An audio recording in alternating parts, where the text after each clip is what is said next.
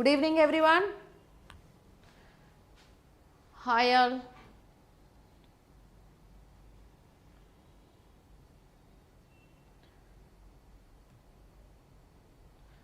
Good evening all.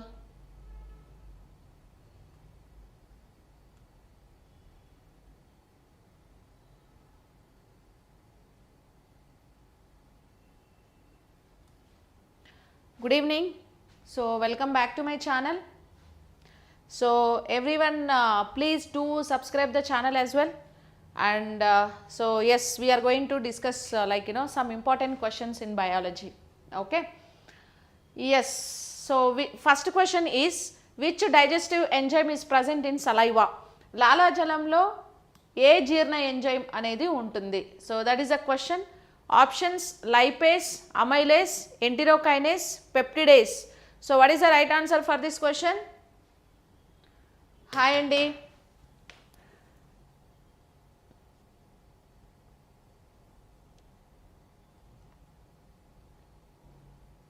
One minute.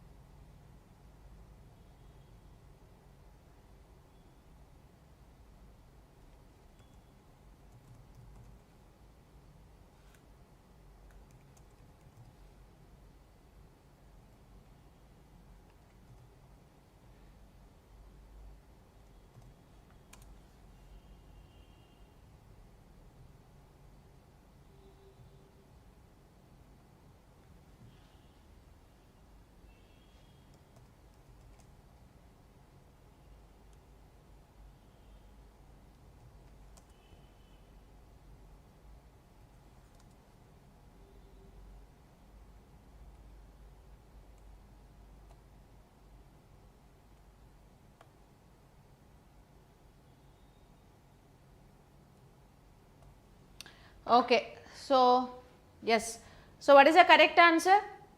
Digestive enzyme present in saliva. Saliva lo unde enzyme enti? Salivary amylase. Okay, salivary amylase or ptyalin enzyme which is present in the saliva. Okay, saliva ante లాలాజలం. లాలాజలంలో ఉండేటువంటి enzymes ని మనం ఏమని పిలుస్తారు?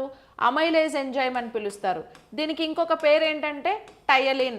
Amylase లేదా టైలిన్ అనే enzyme అనేసి పిలుస్తాం. ఇది లాలాజలంలో ఉంటుంది.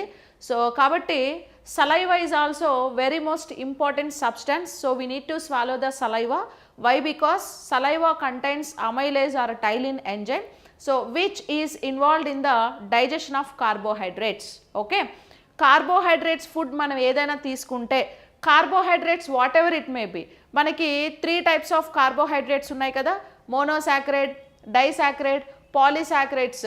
మీరు మోనోసాకరైడ్ తిన్నా, డైసాకరైడ్ తిన్నా, పాలీసాకరైడ్ తిన్నా, ఏది తిన్నా కూడా సో డైజెస్ట్ చేయాల్సిన రెస్పాన్సిబిలిటీ ఎవరిది అని అంటే అమైలేజ్ అనే ఎంజైమ్. యాక్చువల్లీ అమైలేజ్ అనేది మనకి సలైవరీ గ్లాండ్స్లోనే కాకుండా ఇంకా ఎక్కడ అమైలేజ్ ఎంజైమ్ రిలీజ్ అవుతుంది అంటే ప్యాంక్రియాస్ లేదా క్లోమంలో కూడా అమైలేజ్ అనేటువంటి ఒక ఎంజైమ్ రిలీజ్ అవుతుంది. సో అది ఎక్కడన్నా రిలీజ్ అవ్వనివ్వండి, ప్యాంక్రియాస్లో అవనివ్వండి, సలైవాలో అవనివ్వండి, ఎక్కడైనా అవనివ్వండి, దాని ఫంక్షన్ ఏంటి? ఒకటే, that is like carbohydrates digestion. ఓకేనా?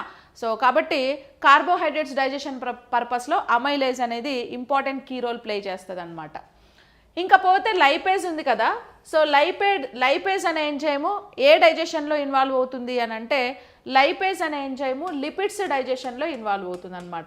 ఏం డైజెషన్? లిపిడ్స్, లేదా కొలెస్ట్రాల్ అని కూడా పిలుస్తారు, లేదా ఫ్యాట్ అని కూడా పిలుస్తారు. సో లిపిడ్స్ అంటే లైపేజ్ అంటే లిపిడ్, రైమింగ్ ఉందని అలా చెప్పా. ఫ్యాట్, కొలెస్ట్రాల్ అయినా కూడా మనం చెప్పుకోవచ్చు.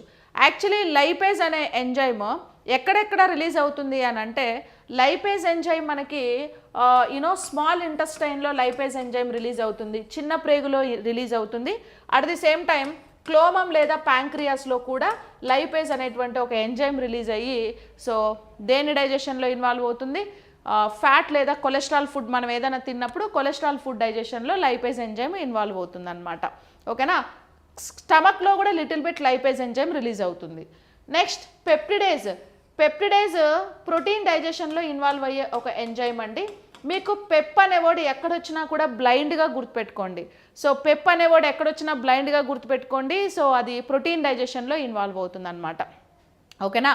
స్మాల్ ఇంటెస్టైన్లో పెప్టిడేజ్ అనే ఎంజైమ్ రిలీజ్ అవుతుంది. At the same time enterokinase. Enterokinase అనే ఎంజైమ్ ఎక్కడ రిలీజ్ అవుతుందంటే స్మాల్ ఇంటెస్టైన్లో డియోడినం పార్ట్ ఉంది కదా. సో స్మాల్ ఇంటెస్టైన్లోని డియోడినం లేదా ఆంత్రమూలం అంటారు తెలుగులో. ఆంత్రమూలం లేదా డియోడినం పార్ట్లో మనకి ఎంటెరోకైనేజ్ అనే ఎంజైమ్ ఉపయోగపడుతుంది, రిలీజ్ అవుతుంది.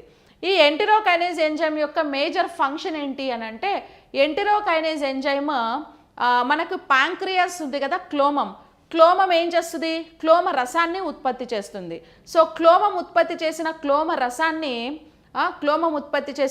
క్లోమ రసాన్ని ఈ ఎంటెరోకైనేజ్ అనే ఎంజైము క్లోమం నుంచి చిన్న ప్రేగులోనికి పంపడానికి ఉపయోగపడుతుంది. ఓకేనా. యాక్చువల్లీ డైజెషన్ సిస్టంలో ఓవరాల్గా మనకి different type of hormones release అవుతాయి. ఇప్పుడు గ్యాస్ట్రిన్ అనేటువంటి ఒక హార్మోన్ కూడా సో డైజెషన్ సిస్టంలో అంటే స్టమక్లో రిలీజ్ అవుతుందండి గ్యాస్ట్రిన్ హార్మోను. ఈ గ్యాస్ట్రిన్ హార్మోన్ ఏం చేస్తుంది అని అంటే మనకి స్టమక్ అనేది హెచ్సిఎల్ రిలీజ్ చేస్తుంది కదా. స్టమక్ రిలీజ్ చేసిన ఈ హెచ్సిఎల్ని చిన్న ప్రేగులోనికి పంపడానికి గ్యాస్ట్రిన్ అనేటువంటి హార్మోన్ ఉపయోగపడుతుంది అనమాట. అలాగే ఎంటెరోకైనేజ్. ఈ ఎంటెరోకైనేజ్ అనే ఎంజైమ్ ఏం చేస్తుంది అని అంటే ప్యాంక్రియాసు లేదా క్లోమం అనేది ఇక్కడ ఉంటుంది కదా స్టమక్ కింద ఉండేటువంటి ప్యాంక్రియాసు లేదా క్లోమము రిలీజ్ చేసిన క్లోమ రసాన్ని క్లోమం నుంచి చిన్న ప్రేగులోనికి పంపడానికి ఇది ఉపయోగపడుతుంది అనమాట. ఇంకొక హార్మోన్ ఏదంటే కొలెసిస్టోకైనిన్ అనేటి ఒక హార్మోన్ ఉంటుంది. ఈ కొలెసిస్టోకైనిన్ హార్మోన్ ఏం చేస్తుందంటే స్టమక్ ఎదురుగా కాలేయం లేదా లివర్ ఉంటుంది కదా. సో ఈ లివర్లో రిలీజ్ అయినటువంటి బైల్ జ్యూస్ లేదా పైత్య రసాన్ని లివర్ నుంచి స్మాల్ ఇంటెస్టైన్లోకి పంపడానికి కొలెసిస్టోకైనిన్ అనే హార్మోన్ ఉపయోగపడుతుంది. ఓకేనా. అలాగే మనకి ఇంకా స్మాల్ ఇంటెస్టైన్లో సెక్రటిన్ అనేటువంటి ఒక హార్మోన్ రిలీజ్ అవుతుంది. యాక్చువల్లీ సెక్రటిన్ అనేది ఏంటంటే ఫస్ట్ డిస్కవర్ చేసింది సెక్రటిన్ హార్మోనేనండి. 1902లో ఈ హార్మోన్ని డిస్కవర్ చేశారు. ఎవరు అనంటే స్టార్లింగ్ అనేటువంటి సైంటిస్ట్ ఫస్ట్ డిస్కవర్ చేసిన హార్మోన్ ఏది సెక్రటిన్. ఇది కూడా చిన్న ప్రేగులోని కొన్ని ఆంత్రమూలంలో ఆంత్ర రసం ఉంటుంది కదా, ఆ ఆంత్ర రసాన్ని సో ఇలియం లేదా శేషాంత్రికం పార్ట్లోకి పంపడానికి సెక్రటిన్ హార్మోన్ అనేది ఉపయోగపడుతుంది. అసలు ఏంటి, గ్యాస్ట్రిన్ ఏమో స్టమక్ నుంచి ఇంటెస్టైన్కే పోతుంది, ఎంట్రోకైనేజ్ ఏమో ప్యాంక్రియాస్ లేదా క్లోమం నుంచి ఇంటెస్టైన్లోకి వెళ్తుంది, కొలెసిస్టోకైనిన్ వల్ల ఏమో బైల్ జ్యూస్ కూడా ఇంటెస్టైన్లోకి పోతుంది, సెక్రటిన్ వల్ల ఏమో డియోడినం జ్యూస్ లేదా ఆంత్రరసం కూడా ఇంటెస్టైన్లోకి పోతుంది. అసలు ఎందుకు ఇవన్నీ ఇంటెస్టైన్లోకి పోతున్నాయి అని అంటే యాక్చువల్లీ ఇంటెస్టైన్లో మనకి 100% డైజెషన్ లేదా కంప్లీట్ డైజెషన్ ఇలియం పార్ట్లోనే జరుగుతుంది. కాబట్టి లివర్ కానీ ప్యాంక్రియాస్ కానీ ఏ ఎంజైమ్ని రిలీజ్ చేసినా ఫైనల్గా ఆ ఎంజైమ్ వెళ్ళి ఇంటెస్టైన్లోకి వెళ్ళి తీరాలి. ఎందుకంటే డైజెషన్ కంప్లీషన్ అక్కడే జరుగుతుంది, 100% డైజెషన్ అక్కడే జరుగుతుంది. ఒకవేళ ఇంటెస్టైన్లో ఎంజైమ్స్ స్కేర్సిటీ ఏమైనా ఉంటే ఎంజైమ్ సరిగా ఇంటెస్టైన్కి వెళ్ళకపోతే ఫుడ్ కూడా ఇండైజెషన్ అవుతుంది. ఇండైజెషన్ అవుతే కాన్స్టిపేషన్ ప్రాబ్లమ్స్ వస్తాయి, గ్యాస్ట్రిక్ ప్రాబ్లమ్స్, అల్సర్ ఇలాంటి ప్రాబ్లమ్స్ అన్నీ కూడా వస్తాయి. సో కాబట్టి ఇవన్నీ కూడా ఈ 4 ఇంపార్టెంట్ హార్మోన్స్ అండి. ఇవి ఎంజైమ్స్ అంటే అది అందరికీ తెలుసు, డైజెషన్ సిస్టంలో ఎంజైమ్లు చాలా ఉంటాయి, అవి ఏమేమి పనులు చేస్తే మీ అందరూ చదివే ఉంటారు. కానీ ఇవి హార్మోన్స్ అన్నమాట. ఓకేనా, ఇంపార్టెంట్ హార్మోన్స్, డైజెషన్ సిస్టంలో ఇన్వాల్వ్ అయ్యే హార్మోన్స్. సో కాబట్టి ఆప్షన్ 2 అనేది ఈ క్వశ్చన్కి కరెక్ట్ ఆన్సర్ అవుతుంది. డన్. యాక్చువల్లీ కామెంట్స్ చూసుకోవడానికి నా మొబైల్ లేదు, మొబైల్ స్విచ్ ఆఫ్ అయిపోయింది.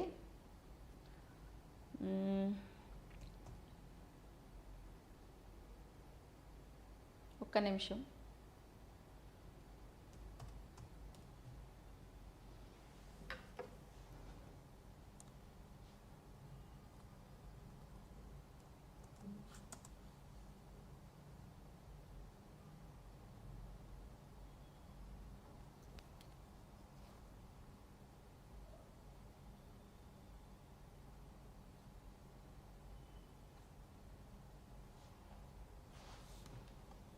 ఓకే, ఎస్,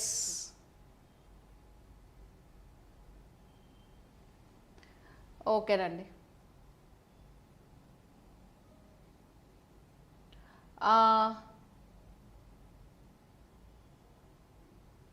వస్తున్నాయి, ఒక్క నిమిషం.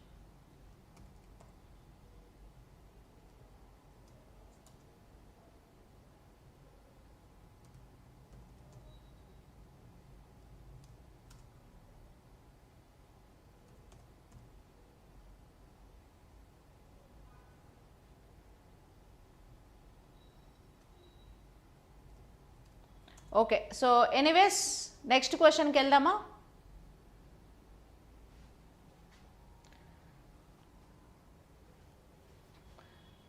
ఎస్, నెక్స్ట్ క్వశ్చన్, ఒక నిమిషం, ఇదంతా అరైజ్ అవ్వాలా?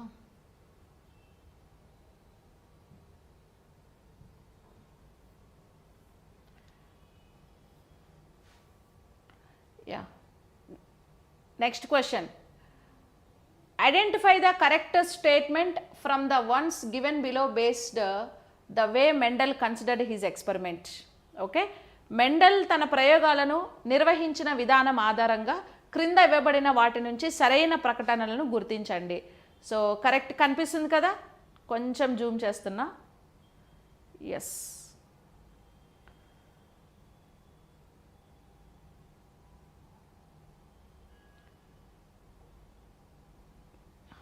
So tell me the right answer. అయ్యో, ఒక్క నిమిషం అండి.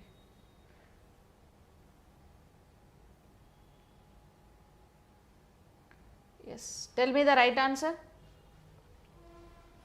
ఆప్షన్స్ క్లియర్, కేర్ఫుల్గా చదవండి. యాక్చువల్లీ నంబర్స్ సిరీస్లో లేవండి. మీరు 1 2 3 4 5 6 అనేం లేవు నంబర్స్. ఇవేంటంటే ప్రీవియస్ ఇయర్ ఎగ్జామినేషన్స్లో అడిగిన క్వశ్చన్స్ అనమాట. ఓన్లీ బయాలజీ క్వశ్చన్స్ని పిక్ చేశాము. అంటే ఇప్పుడు నెంబర్ జంప్ అయిందంటే ఆ నెంబర్ మధ్యలో వేరే సబ్జెక్ట్ క్వశ్చన్స్ ఉన్నాయని అర్థం. ఇప్పుడు 20 నుంచి 65కి వచ్చానంటే మిగతా మధ్యలో వేరే సబ్జెక్ట్ క్వశ్చన్స్ ఉన్నాయి. ఫిజికల్ సైన్స్, కెమిస్ట్రీ, మ్యాథమెటిక్స్ ఇవి ఉంటాయి కదా. ఓన్లీ బయాలజీవి యాజ్ ఇట్ ఈస్ నెంబర్తో సహా అవి ప్రీవియస్ ఇయర్ ఆర్ఆర్బీ ఎగ్జామ్లో అడిగిన క్వశ్చన్స్ అనమాట ఇవన్నీ కూడా. ఓకేనా? Yes,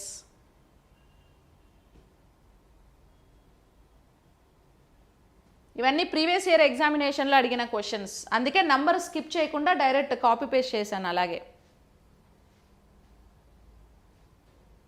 okay, yes, correct answer ఏంటి? Identify the correct statement from the ones given below based on the Mendel conducted his experiment. Actually మనకు గ్రిగర్ జాన్ మెండల్ జెనెటిక్స్ మీద ప్రయోగాలు జరిపారు కదా. సో గ్రిగర్ జాన్ మెండల్ అనేది జెనెటిక్స్ మీద ప్రయోగాలు జరిపి ఏం కనుక్కున్నాడు?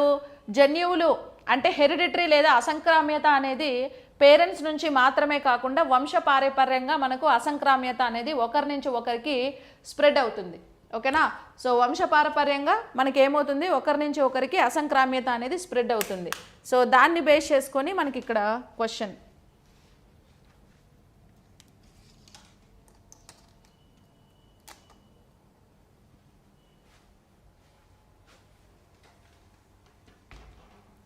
ఎస్, చెప్పారా ఆన్సర్? ఏంటో ఈరోజు తిరుగుతూ ఉన్నాను మొత్తం.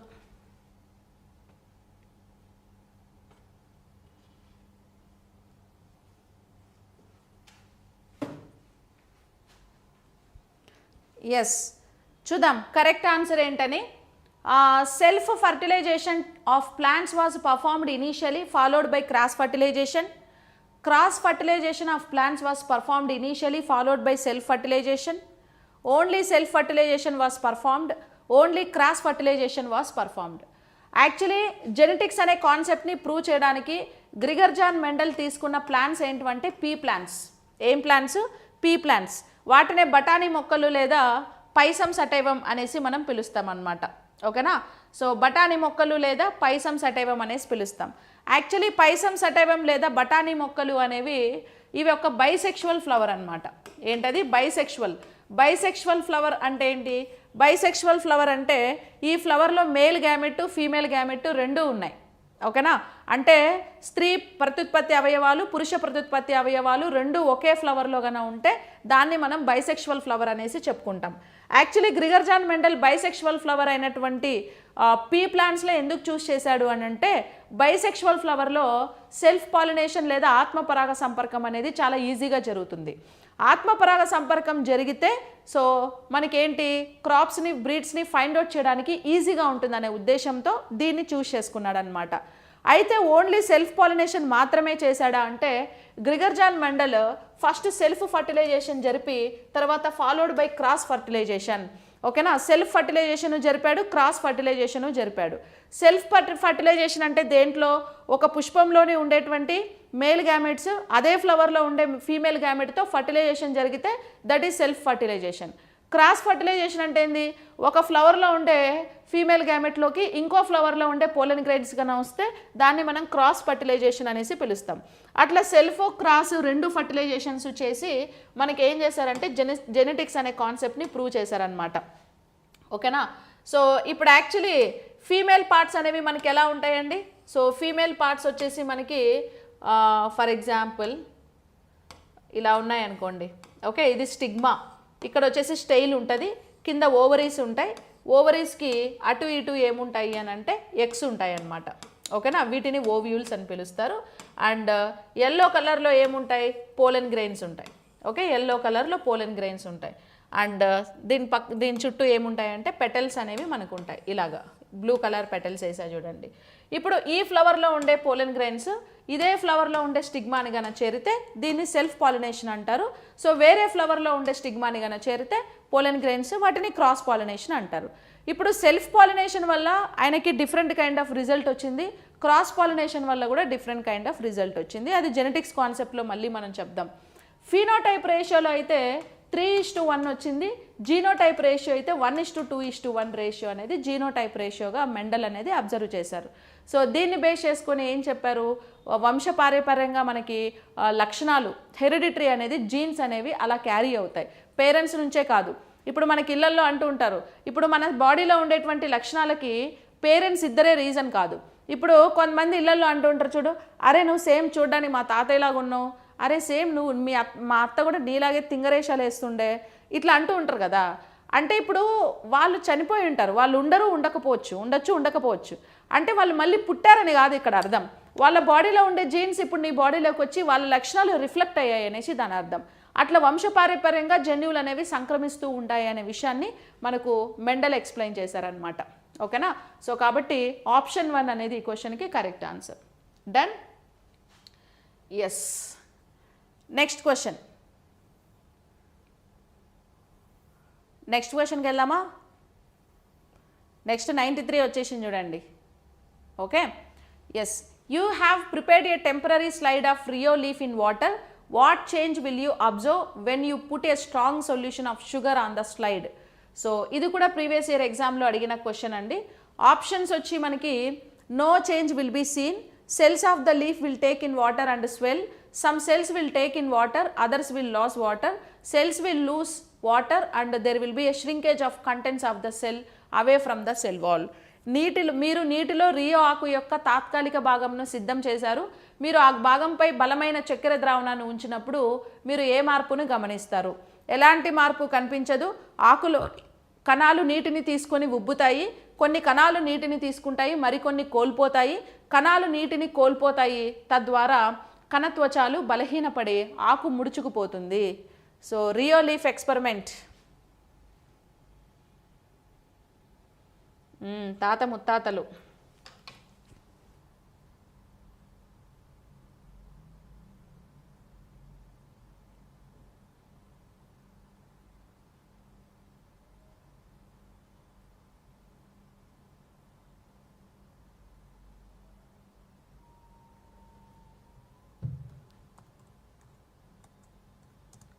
సో కింద డిస్క్రిప్షన్లో వాట్సాప్ లింక్ ఉంది, జాయిన్ అవ్వండి. ఇవన్నీ ప్రీవియస్ ఇయర్ క్వశ్చన్ పేపర్స్ నేను పంపిస్తాను.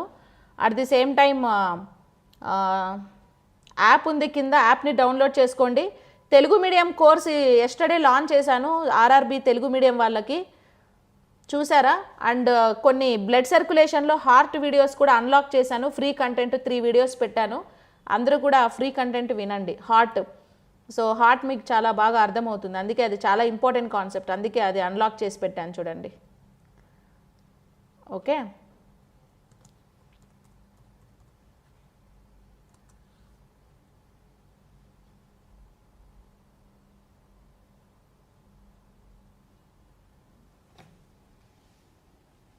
ఎస్, కరెక్ట్ ఆన్సర్ ఏంటి?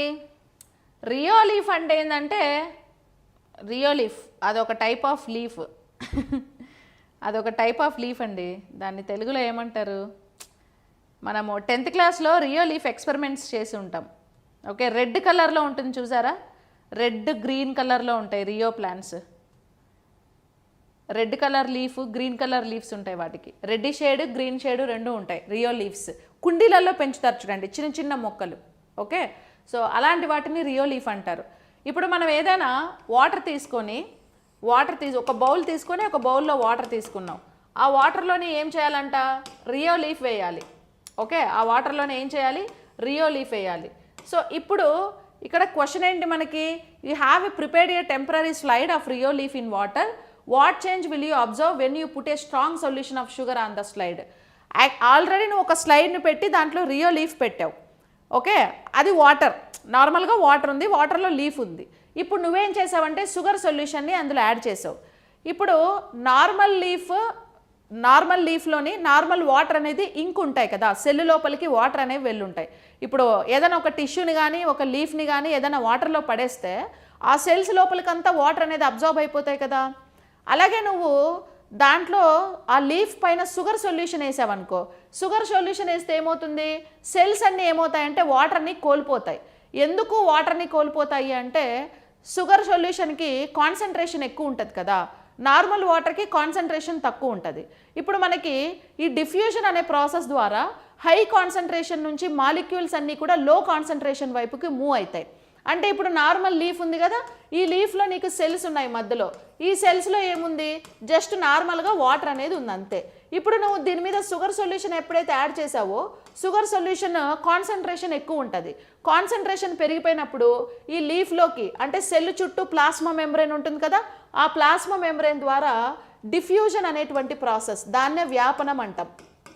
ఈ వ్యాపనం ద్వారా ఈ షుగర్ మాలిక్యూల్స్ ఏవైతే ఉన్నాయో ఆ మాలిక్యూల్స్ అన్నీ హై కాన్సన్ట్రేషన్ నుంచి లో కాన్సన్ట్రేషన్కి వెళ్తాయి, అంటే సెల్ లోపలికి వెళ్తాయి. ఎప్పుడైతే షుగర్ మాలిక్యూల్స్ అన్నీ సెల్ లోపలికి వెళ్తాయో అప్పుడు సెల్లులో ఉండే వాటర్ అంతా కూడా బయటికి వెళ్ళిపోతుంది. అక్కడ ప్లేస్ లేక వాటర్ అంతా బయటికి వెళ్ళిపోయి సెల్స్ అన్నీ ఏమైపోతాయి అంటే ష్రింక్ అయిపోతాయి అన్నమాట. ఓకే, ఇట్లా ష్రింక్ అయిపోతాయి సెల్స్ అన్నీ. దాన్ని డిఫ్యూజన్ లేదా వ్యాపనం అని పిలుస్తాము. ఇంటర్మీడియట్లో ఎవరైనా బాటనీ స్టూడెంట్స్ ఉండుంటే ఇంటర్మీడియట్లో థిస్సెల్ ఫన్నల్ ఎక్స్పెరిమెంట్ అని ఒక ఎక్స్పెరిమెంట్ చేసాం మనం. థిస్సెల్ ఫన్నల్ ఎక్స్పెరిమెంట్ కూడా ఇలాగే చేసాం. ఎలా చేశారంటే థిస్సెల్ ఫన్నల్ ఎక్స్పెరిమెంట్. సో ఇప్పుడు ఇక్కడ ఏం చేశారు? థిస్సెల్ ఫన్నల్ ఎక్స్పెరిమెంట్ చేయడానికి ఒక బీకర్ తీసుకున్నారండి. ఓకేనా, ఈ బీకర్లో ఏం చేశారంటే నార్మల్ వాటర్ వేశారు. ఈ బీకర్లో ఇక్కడ వరకు నార్మల్ వాటర్ వేశారు. ఓకే, నార్మల్ వాటర్ కాదు, షుగర్ వాటర్ వేశారు. ఇక్కడ వరకు ఏం వేశారు? షుగర్ వాటర్ అనేది ఇక్కడ వరకు వేశారు. తర్వాత దీనిపైన ఏం చేశారంటే ఒక టెస్ట్ ట్యూబ్ని ఇలా బోర్లించారు. ఓకేనా, ఒక టెస్ట్ ట్యూబ్ని బోర్లించారు. ఆ టెస్ట్ ట్యూబ్లో ఏమున్నాయంటే ఇక్కడ వరకు వాటర్ ఉన్నాయి. కింద ఏం చేశారంటే ఒక తిన్న సెమీ పర్మియబుల్ మెంబ్రెయిన్ ఏదో ఒకటి పెట్టారు. సెమీ పర్మియబుల్ మెంబ్రెయిన్ అంటే ఏదో ఒకటి కోడిగుడ్డు పొర పెట్టమంటాడు, ఎగ్గు లేయర్ పెట్టమంటాడు, లేదా ఏదైనా ఒక తిన్ను క్లాత్ పెట్టచ్చు. సెమీ పర్మియబుల్ మెంబ్రెయిన్ పెట్టావు. ఇప్పుడు ఈ టెస్ట్ ట్యూబ్లో వాటర్ ఇక్కడ వరకు ఉన్నాయి. ఈ షుగర్ వాటర్ ఏమో బయట బీకర్లోని షుగర్ వాటర్ ఉన్నాయి. ఇదేమో నార్మల్ వాటర్, ఇది షుగర్ వాటర్. ఇప్పుడు నువ్వేం చేస్తావంటే కాసేపు దాన్ని అలా ఏం మాట్లాడకుండా ఒక 1/2 అవర్ 1 అవర్ వదిలేస్తావు. వదిలేసిన తర్వాత వచ్చి చూస్తే నీకు ఏమవుతాయనంటే ఇందులో ఉండేటువంటి వాటర్ ఇక్కడ వరకు ఉన్నాయి కదా మనకు ఈ టెస్ట్ ట్యూబ్లో, ఇక్కడ వరకు ఉండే వాటర్ ఇక్కడ వరకు పెరిగిపోయి ఉంటాయి. అంటే దాని మట్టం పెరిగిపోయింది అనమాట. అదేంటి వాటర్ ఎలా పెరిగింది అని అంటే దీని లోపల అండ్ ఆ వాటర్ కూడా స్వీట్ టేస్ట్లో ఉంటాయి. స్వీట్ టేస్ట్లో అంటే దీని లోపలికి షుగర్ వస్తుంది. అంటే షుగర్ మాలిక్యూల్స్ ఏవైతే ఉన్నాయో ఇక్కడ ఈ షుగర్ మాలిక్యూల్స్ అన్నీ సెమీ పర్మియబుల్ మెంబ్రెయిన్ ద్వారా హై కాన్సన్ట్రేషన్ నుంచి లో కాన్సన్ట్రేషన్కి మూవ్ అవ్వడాన్నే ఆ డిఫ్యూజన్ అనేసి పిలుస్తాం. ఆ డిఫ్యూజన్ లేదా వ్యాపనం అనే ఒక ప్రక్రియని మనం ప్రూవ్ చేయడానికి థిస్సెల్ ఫన్నల్ ఎక్స్పెరిమెంట్, థిస్సెల్ గరాటు ప్రయోగము అని పిలుస్తారు. థిసిల్ ఫన్నల్ ఎక్స్పెరిమెంట్ లేదా థిసిల్ గరాటు ప్రయోగం అని పిలుస్తారు. అది ఇంటర్మీడియట్లో చేసి ఉంటారు. సేమ్ రియో లీఫ్ కూడా అలాగే చేస్తారనమాట. ఓకేనా? జస్ట్ ఇక్కడ ఏం చేసావు, టెస్ట్ ట్యూబ్ని బోర్లించి వాటర్ లెవెల్ని చెక్ చేసావు. అక్కడ ఏం చేసావు, లీఫ్ వాటర్లో వేసేసి దాని మీద షుగర్ సొల్యూషన్ వేసి ఆ సెల్స్ అన్ని నీళ్లు కోల్పోయినప్పుడు ఆ సెల్స్ అన్నీ ఏమైపోతాయి అంటే ష్రింక్ అయిపోతాయి అనమాట, వాటర్ సరిపోక. సో అలాంటి ప్రాసెస్ని మనము, అది కూడా వన్ ఆఫ్ ద డిఫ్యూజన్కి ఒక ఎక్స్పెరిమెంట్ అనమాట. ఓకేనా? So cells will lose water and they will be shrinkage of contents of the cell away from the cell wall.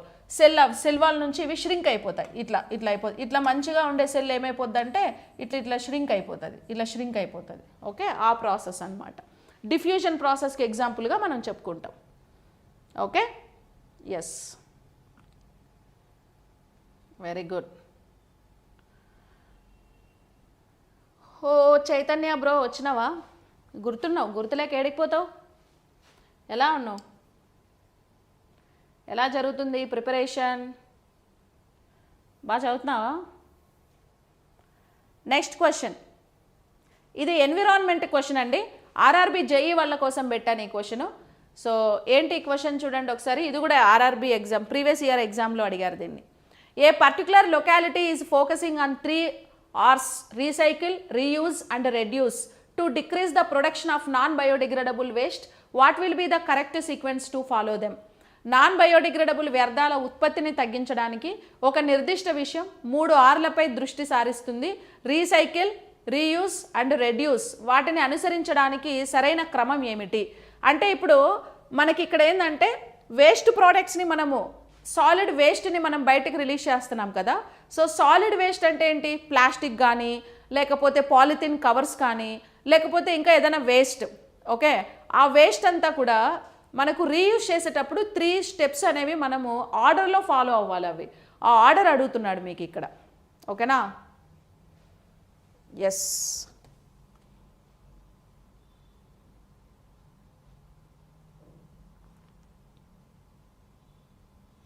Water పెరిగితే కాన్సన్ట్రేషన్ ఇంక్రీజ్ అవ్వదు నాగరాజ్.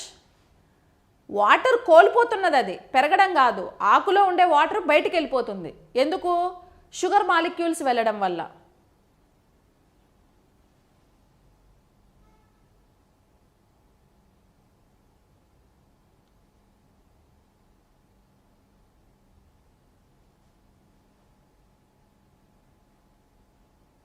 ఓకేనా? Yes, good evening.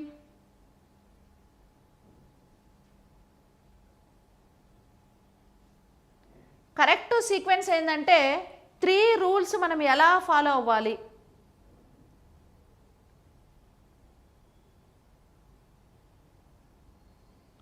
Okay, 3 rules మనం ఎలా follow అవ్వాలి అని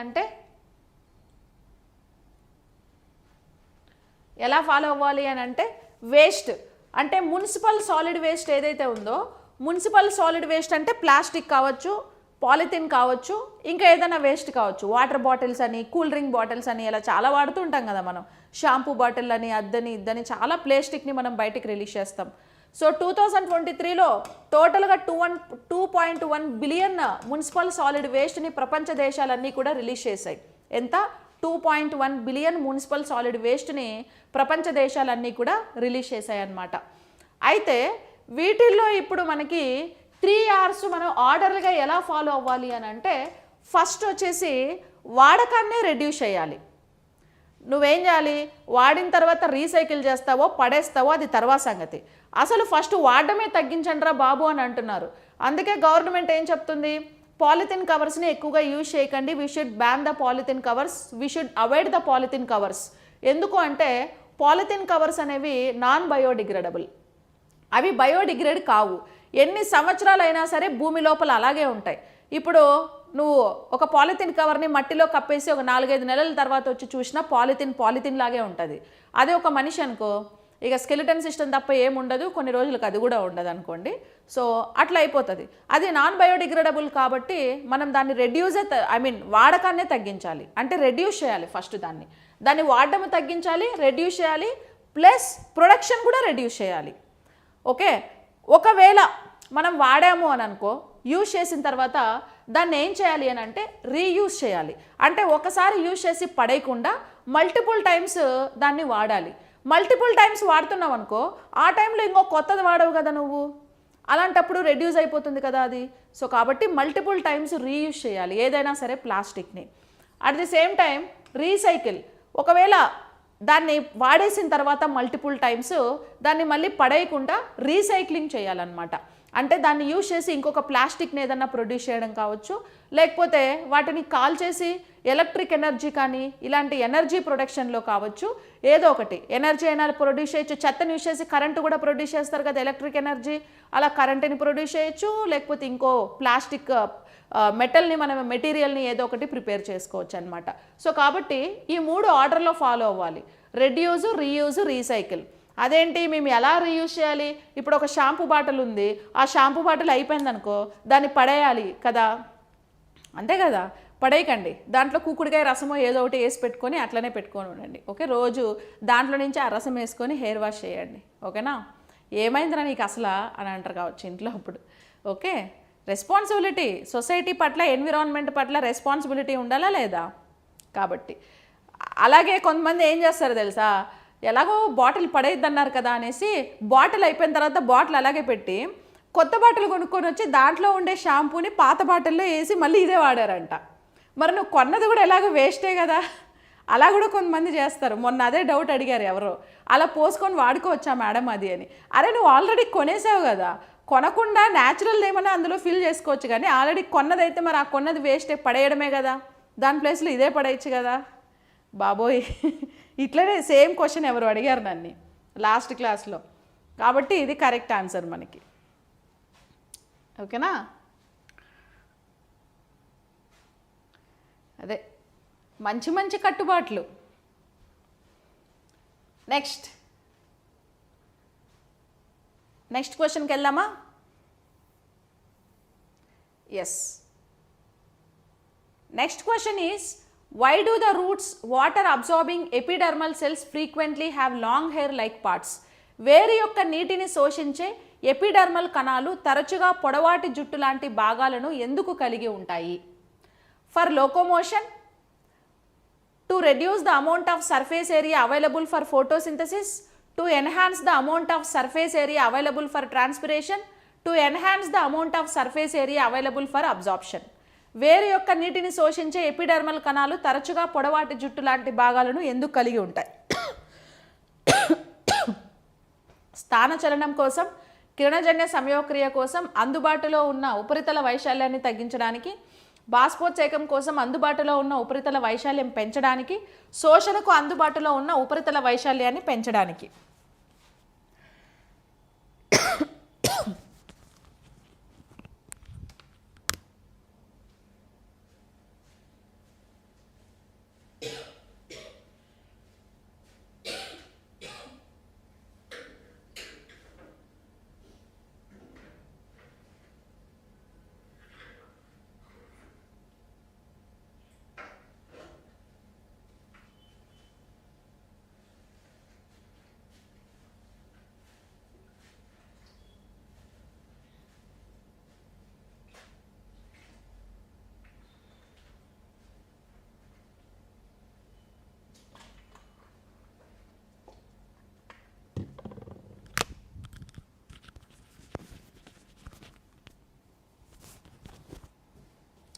ఎస్,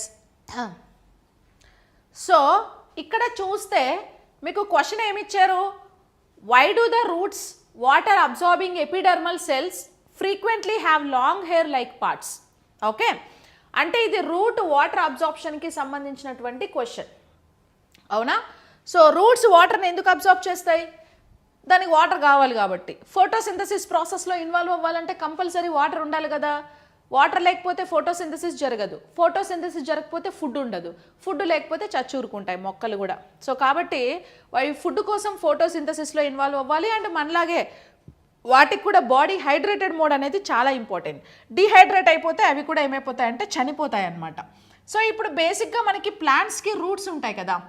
ఓకే, ఇప్పుడు మనకి roots 2 types అండి. Tap root system, fibrous root system. తల్లి వేరు వ్యవస్థ, అబ్బురపు వేరు వ్యవస్థ అని 2 రకాలు ఉంటుంది. తల్లి వేరు వ్యవస్థ అయినా అబ్బురపు వేరు వ్యవస్థ అయినా రూట్కి ఇక్కడ ఏముంటాయంటే మనకి రూట్ హెయిర్స్ ఉంటాయి, వీటిని వెంట్రుకల్లాగా రూట్ హెయిర్ ఉంటుంది. ఈ రూట్ హెయిర్ ఏం చేస్తుంది, వాటర్ని అబ్జార్బ్ చేస్తుంది, అవునా, వాటర్ని అబ్జార్బ్ చేస్తుంది. అయితే ఇప్పుడు రూట్ హెయిర్ అనేది ఎందుకుంది అనేది ఇక్కడ మనకి క్వశ్చన్. ఫర్ లోకోమోషన్ అన్నారు, ప్లాంట్స్లో లోకోమోషన్ జరుగుతుందా? లోకోమోషన్ అనే వర్డ్ అనిమల్కి సంబంధించింది కదా, అంటే లోకోమోషన్ అంటే చలనం, ఒక ప్లేస్ నుంచి ఇంకొక ప్లేస్కి వెళ్ళడాన్ని మనము చలనం లేదా లోకోమోషన్ అనేసి పిలుస్తారనమాట. Plant they can't migrate from one place to another place కదా, so they can't involve in the photosynthesis process, locomotion process. కాబట్టి మొక్కలలో చలనము లేదా లోకోమోషన్ జరగదు, అదైతే wrong answer. To reduce the amount of surface area available for photosynthesis కోసం వాటర్ని absorb చేస్తాయి, కానీ ఇప్పుడు వేర్లలోకి వెళ్ళి ఫోటోసింథసిస్ ఏం జరగదు కదా, అంటే వేర్లలో ఫోటోసింథసిస్ జరిగేది కూడా ఉన్నాయి, కానీ వేర్లలో వాటర్ అబ్జార్ప్షన్ ఫోటోసింథసిస్ మాత్రమే కాదు కదా. ఓకే, సమ్వాట్ ఇది irrelevant option. And to enhance the amount of surface area available for transpiration అనేది దేని త్రూ జరుగుతుంది, లీఫ్ త్రూ ట్రాన్స్పిరేషన్ జరుగుతుంది. మనకు లీఫ్లో స్టొమాటోస్ ఉంటాయి కదా, ఈ స్టొమాటోస్ ఏం చేస్తాయి, వాటర్ని వేపర్ ఆవిరి రూపంలో కోల్పోతాయి.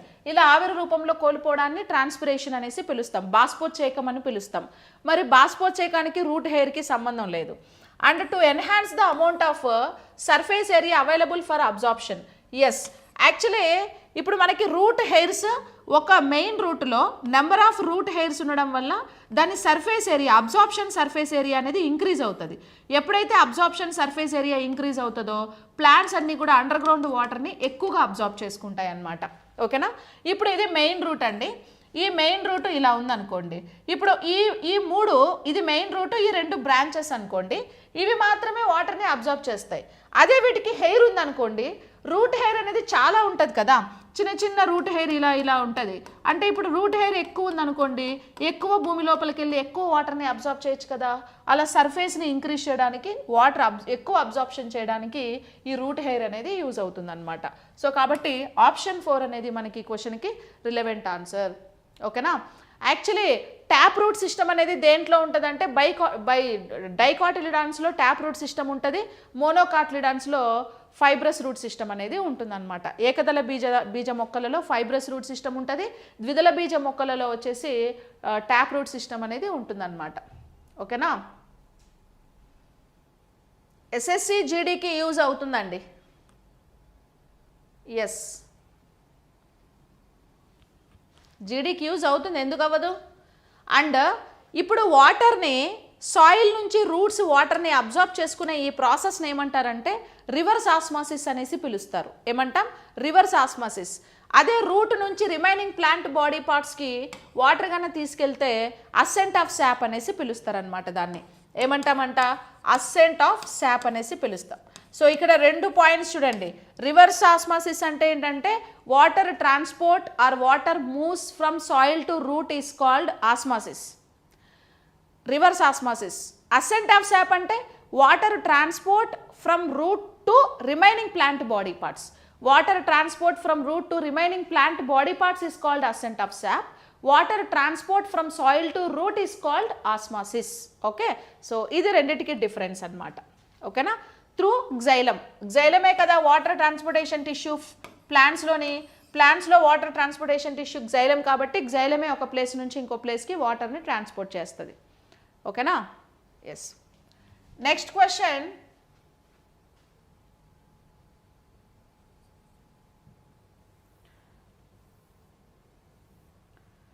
ఆర్ఆర్బి ఎన్టీపీసీలో వచ్చినవి. Yes, next question is green plants and certain bacteria manufacture their own food, which one of the following nutrition process do they adapt? పచ్చని మొక్కలు మరియు కొన్ని బ్యాక్టీరియాలు తమ ఆహారాన్ని తామే తయారు చేసుకుంటాయి. ఈ క్రింది వాటిలో ఏ పోషకాహార ప్రక్రియను అవి అవలంబిస్తాయి? Options: saprophytic nutrition, autotrophic nutrition and parasitic nutrition, holozoic nutrition. ఏదమ్మా right answer?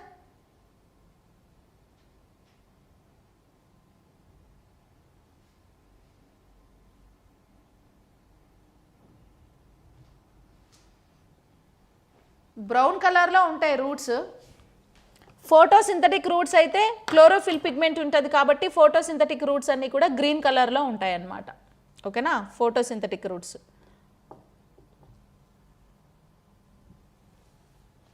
Yes,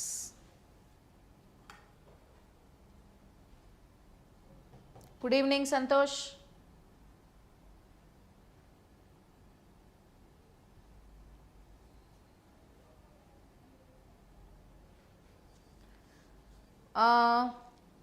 correct answer ఏంటి మనకి?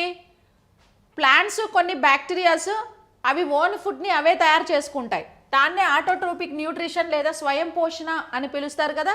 ఆటోట్రోపిక్ న్యూట్రిషన్ లేదా స్వయం పోషణ అనేసి పిలుస్తారు అనమాట దాన్నే. ఓకేనా. సో యాక్చువల్లీ ఇప్పుడు మనకు ఆటోట్రోప్స్ అనేవి టోటల్గా ఎన్ని టైప్స్ ఉన్నాయి? ఆటోట్రోప్స్ మనకు 2 టైప్స్ ఆఫ్ ఆటోట్రోప్స్ ఉన్నాయా లేదా? 2 టైప్స్ ఆఫ్ ఆటోట్రోప్స్. ఏంటా 2 టైప్స్ ఆఫ్ ఆటోట్రోప్స్ అని అంటే, సో ఫోటో ఆటోట్రోప్స్, ఫస్ట్ వచ్చేసి photo autotrophs and second one chemo autotrophs. ఓకేనా, కీమో ఆటోట్రోప్స్. ఇలా 2 టైప్స్ ఆఫ్ ఆటోట్రోప్స్ అనేవి మనకు ఉన్నాయి. ఇప్పుడు ఫోటో ఆటోట్రోప్స్ అంటే ఏంటి? ఫోటో అంటే light, in presence of light, కాంతి సమక్షంలో లేదా లైట్ సమక్షంలో సో ఫోటోసింథసిస్లో ఇన్వాల్వ్ అయ్యి ఫుడ్ ప్రిపేర్ చేసుకునే వాటిని ఫోటో ఆటోట్రోప్స్ అంటారు. వీటికి ది బెస్ట్ ఎగ్జాంపుల్ ఏవంటే మొక్కలు లేదా ప్లాంట్స్. కీమో ఆటోట్రోపిక్స్ అంటే ఏంది? కొన్ని కెమికల్ సబ్స్టాన్సెస్ని, సో అంటే హైడ్రోజన్ సల్ఫైడ్ అనే కెమికల్ సబ్స్టాన్స్ని హైడ్రోజను ప్లస్ సల్ఫర్ రెండిటిగా విడగొట్టి, సో మనకి ఈ రెండిటిగా విడగొట్టినప్పుడు ఎనర్జీ అనేది బయటకు రిలీజ్ అవుతుంది. ఈ ఎనర్జీని యూజ్ చేసుకొని సర్వైవ్ అయ్యే వాటిని కీమో ఆటోట్రోప్స్ అని పిలుస్తారు. వీటికి ఎగ్జాంపుల్ ఏదంటే సల్ఫర్ బ్యాక్టీరియా. మీకు 10th క్లాస్ టెక్స్ట్ బుక్లో ఉంటుంది చూడండి దీని గురించి ఇన్ఫర్మేషన్. సో సల్ఫర్ బ్యాక్టీరియా అనేది బెస్ట్ ఎగ్జాంపుల్ అనమాట. అండ్ బెగటోనియా అనే బ్యాక్టీరియా కూడా కీమో ఆటోట్రోపిక్ న్యూట్రిషన్కి ది బెస్ట్ ఎగ్జాంపుల్గా మనం చెప్పొచ్చు. యాక్చువల్లీ ఫుడ్ తయారు చేసుకున్నా, ఫుడ్ తిన్నా ఏ ప్రాసెస్ కోసం? So end of the day we need some amount of energy for hour daily activities కదా. ఇప్పుడు మనం ఫుడ్ తిన్నా కూడా ఆ ఫుడ్ డైజెషన్ అయిపోయిన తర్వాత మనకి డైజెషన్ అయిన తర్వాత న్యూట్రిషన్ బ్లడ్లోకి వెళ్ళి ఎనర్జీగా కన్వర్ట్ అయ్యి ఆ ఎనర్జీని మనం యూటిలైజ్ చేసుకుంటాం. అలాగే మొక్కలు కూడా ఫోటోసింథసిస్లో ఇన్వాల్వ్ అయ్యి మళ్ళీ మైటోకాండ్రియాలో సెల్యులార్ రెస్పిరేషన్ లేదా కణశ్వాస క్రియ జరిగి అవి కూడా ఏటీపీ కన్వర్షన్ చేసుకుంటాయి. ఇవేంటంటే తినడము ఈ పంచాయతీ అంతా లేకుండా డైరెక్ట్గా ఎనర్జీని తయారు చేసుకుంటున్నాయి, డైరెక్ట్గా ఎనర్జీని గెయిన్ చేసుకుంటాయి. మళ్ళీ ఎవడు తింటాడు, ఎవడు డైజెస్ట్ చేసుకుంటాడు, ఇవన్నీ ఎవడికి వచ్చిన పంచాయతీ, డైరెక్ట్ ఎనర్జీని చేసేసుకుంటే ఓ పని అయిపోద్ది కదా అనేసి అవి డైరెక్ట్ ఎనర్జీని ఏం చేస్తాయి? అడాప్ట్ చేస్తున్నాయి. మనమేమో తినడము, డైజెషన్ ఇవన్నీ ప్రాసెస్లు పెట్టుకున్నాం అనమాట. ఓకే, సో కాబట్టి వాటికి ఆటోట్రోపిక్ న్యూట్రిషన్ అనేది ఎగ్జాంపుల్. సాప్రోఫైటిక్ న్యూట్రిషన్ అంటే ఏంటంటే, saprophytic nutrition in the sense చనిపోయిన మృత కళేబరాల మీద, అంటే చనిపోయిన డెడ్ ఆర్గానిజమ్స్ మీద పడి పెరిగే జంతువులని మనం సాప్రోఫైటిక్ రిలేషన్ అనేసి పిలుస్తారనమాట. సో డెడ్ ఆర్గానిజమ్స్ అంటే ఏంటి? ఇప్పుడు చనిపోయిన ప్లాంట్ కానీ చనిపోయిన అనిమల్ కాదు ఏదైనా ఉంటే వాటి మీద బ్యాక్టీరియాలు, ఫంగస్లు ఫామ్ అయ్యి బాడీని డికంపోజ్ చేసి భూమిలో కలిపేసి ఆ బాడీలో ఉండే ఫుడ్ని, న్యూట్రిషన్ని తీసుకొని ఇవి సర్వైవ్ అవుతాయా లేదా? ఆ న్యూట్రిషన్ని మనం సాప్రోఫైటిక్ న్యూట్రిషన్ లేదా పూతికాహార పోషణ అనేసి పిలుస్తారనమాట. పారాసైటిక్ న్యూట్రిషన్ అంటే ఏంది? హోస్ట్ గెస్ట్ రెండు రిలేషన్లో ఉన్నప్పుడు హోస్ట్కి లాస్ అయ్యి గెస్ట్ మాత్రమే బెనిఫిట్ అయితే దాన్ని పారాసైటిక్ రిలేషన్ అని పిలుస్తారు. ఇప్పుడు మన బాడీ ఒక హోస్ట్, మన బాడీలోకి ఏదన్నా వైరస్ కానీ బ్యాక్టీరియా కానీ వస్తే, కరోనా వైరస్ వచ్చింది అనుకోండి, సరే గెస్ట్ వచ్చింది కదా అని మనం ఏం చేస్తాం? లంగ్స్లో వాటికి షెల్టర్ ఇచ్చి ఫుడ్ కూడా లంగ్సే తినేయమంటాం హ్యాపీగా. గెస్ట్ వచ్చింది కాబట్టి అతిథి దేవోభవ అనేసి ఏం చేస్తాం? బ్యాక్టీరియాని, వైరస్ని బాడీలో పెంచుకొని మంచిగా షెల్టర్ ఇచ్చి మంచిగా వాటికి ఫుడ్ ఇస్తాం. అవేమో రిటర్న్ గిఫ్ట్ ఏమి ఇస్తాయి? థ్యాంక్స్ అని చెప్పి డెత్ కానీ డిసీజ్ కానీ చెల్లిపోతాయి అన్నమాట. ఓకేనా, అలాంటి రిలేషన్ పారాసైటిక్. అంటే ఇక్కడ ఓన్లీ హోస్ట్ లాస్ అవుతున్నది, గెస్ట్ మాత్రమే బెనిఫిట్ అవుతుంది. అలాంటి రిలేషన్ని పారాసైటిక్ రిలేషన్ అని పిలుస్తారు. హాలోజైక్ న్యూట్రిషన్కి ఎగ్జాంపుల్ అమీబా అండి. హాలోజైక్ న్యూట్రిషన్ అంటే ఏంటంటే అమీబా ఓన్లీ సాలిడ్ ఫుడ్ మాత్రమే తీసుకుంటుంది. సో సాలిడ్ ఫుడ్ తీసుకొని సర్వైవ్ అయ్యే అనిమల్స్ని మనం హాలోజైక్ న్యూట్రిషన్ అనేసి పిలుస్తారనమాట. ఓకేనా. హెటిరోట్రోపిక్ న్యూట్రిషన్ అంటే పరపోషకాలు, వేరే అనిమల్స్ మీద ఫుడ్ కోసం డిపెండ్ అవ్వడం. సాప్రోఫైటిక్ అంటే చనిపోయిన అనిమల్స్ని తినడం. ఓకే, క్యానిబల్స్ అంటే ఏ జాతి జంతువులు అదే జాతికి సంబంధించినటువంటి జంతువుల్ని తినేయడం. స్వాంగివోరస్ అంటే రక్తాన్ని పీల్చుకొని సర్వైవ్ అయ్యే జంతువులని స్వాంగివోరస్ అనిమల్స్ అనేసి పిలుస్తారనమాట. అట్లా. కార్నివోరస్ అంటే మాంసాహారులని మనము కార్నివోరస్ అనేసి పిలుస్తారు. ఓకేనా? ఎస్, చేద్దాం. ఇంటర్మీడియట్ కూడా ఒక మారథాన్ నేను అనుకున్నాను, బట్ టైం కుదరక చేయట్లేదండి. ఓకే, పీడిఎఫ్స్ ఏ గ్రూపు అని అంటే మీకు వీడియో కింద డిస్క్రిప్షన్లో వాట్సాప్ లింక్ ఉంది, ఆ లింక్లో జాయిన్ అవ్వండి, మీకు పీడిఎఫ్స్ వస్తాయి. ఓకే, ఇప్పుడు షేర్ చేసేస్తాను. లాస్ట్ క్లాస్ ఇది కూడా షేర్ చేశాను కదా, ఆ గ్రూప్లో జాయిన్ అవ్వండి, పీడిఎఫ్స్ వస్తాయి. అండ్ కింద యాప్ లింక్ కూడా ఉంది, యాప్లో జాయిన్ అవ్వండి. So Telugu medium RRB course అనేది ఉంది కదా, అండ్ 3 వీడియోస్ అన్లాక్ చేశా చూడండి, హార్ట్ వీడియోస్. ఓకే, ఒకసారి వినండి. హార్ట్ మొత్తం కంప్లీట్గా అన్లాక్ చేశాను, హార్ట్ వీడియో ఒకసారి చూడండి. Next question, what is the study of birds is called? పక్షుల అధ్యయనాన్ని డాష్ అని పిలుస్తారు. Herpetology, ornithology, anthropology, ophthalmology. ఏంటండి?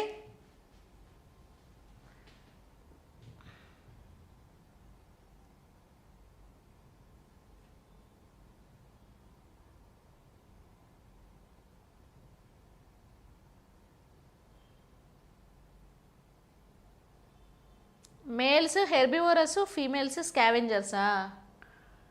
ఏంది మస్కిటోలా?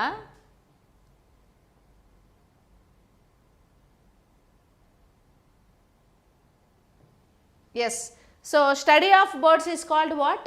Study of birds is called ornithology అనేసి పిలుస్తారు. ఓకే, study of birds is called ornithology అని అంటారు కదా. So who is the father of ornithology? Salim Ali. Who is the father of ornithology? Salim Ali. Salim Ali, he is the father of ornithology. Ophthalmology అంటే ఏంటి? Study of eyes is called ophthalmology అని పిలుస్తాం. Anthropology అంటే ఏంటి? Anthropology అని అంటే study of human evaluation is called anthropology.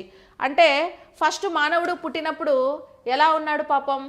ఎలా ఉన్నాడు అంటే ఇట్లా 4 కళ్ళతో నడిచి ఇలా ఉండేవాడు, ఇక్కడ ఒక తోక కూడా ఉండేది, ఇలా ఉండేవాడు అనమాట మానవుడు. ఓకే, ఇలా ఉండే మానవుడు కాస్త ఇప్పుడు ఎలా తయారైండు? ఇలా తయారైండు. ఓకేనా, ఇలా తయారైండు. సో ఇలా ఫర్ ఎగ్జాంపుల్ ఇది నేనే అనుకో, ఫస్ట్ నా పూర్వీకులు ఇలా ఉండేవాళ్ళు, ఇప్పుడేమో నేను ఇలా ఉన్నాను. ఓకేనా, సో ఇది నా డయాగ్రామ్, ఇది నేను. ఓకే, నేను పెద్ద పెద్ద రింగ్స్ పెట్టుకుంటానని అందరూ ఏడుస్తారు కదా మీరంతా, సో కాబట్టి చెవులకు పెద్ద రింగ్స్ పెడుతున్నా చూడండి. ఇవి రింగ్స్, నాకంటే పొడవు ఉన్నాయి నా ఇయర్ రింగ్స్. అదే రోజు అదే అంటారు కదా మీరు, నన్ను కామెంట్ చేస్తారు కదా. సో ఇవి ఇయర్ రింగ్స్ అనమాట. అంటే ఇట్లా తయారయ్యాడు. ఇప్పుడు మళ్ళీ మనిషి రూపంలో ఎవరిని తెలుస్తున్నారు తెలుసా? రోబోట్ని తెస్తున్నారు అనమాట. ఓకే, ఇంకా నుంచి మనిషి చేసే పనులన్నీ రోబోట్ చేస్తుంది. రోబోట్, ఈ రోబోట్ మళ్ళీ మనిషే సృష్టించి రోబోట్ని ఇచ్చేసి మనం అంతరించిపోతాం. మనం కూడా రెడ్ డేటా బుక్లో యాడ్ అవుతాం అనమాట ఇంకా. సో అలాగా. Next herpetology. హెర్పటాలజీ అంటే study of reptiles and amphibians is called herpetology అనేసి పిలుస్తారు. అంటే సరీసృపాలు, ఉభయచరాల యొక్క అధ్యయన శాస్త్రాన్ని మనం ఏమని పిలుస్తాము అంటే హెర్పటాలజీ అనేసి పిలుస్తాం అనమాట. ఓకే, సో ఆప్షన్ 2 అనేది క్వశ్చన్కి correct answer. Done. Next question, which of the following is the correct sequence of steps in digestive system? Which of the following correct steps of in digestion system? Absorption, egestion, digestion, ingestion. Egestion, ingestion, absorption, digestion. Ingestion, digestion, absorption, egestion. Ingestion, absorption, egestion, digestion. Correct answer ఇది.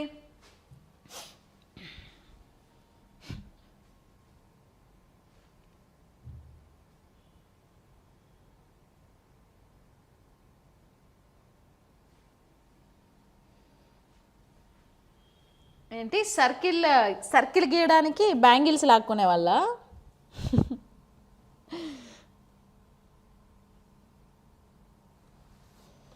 Yes Naveen.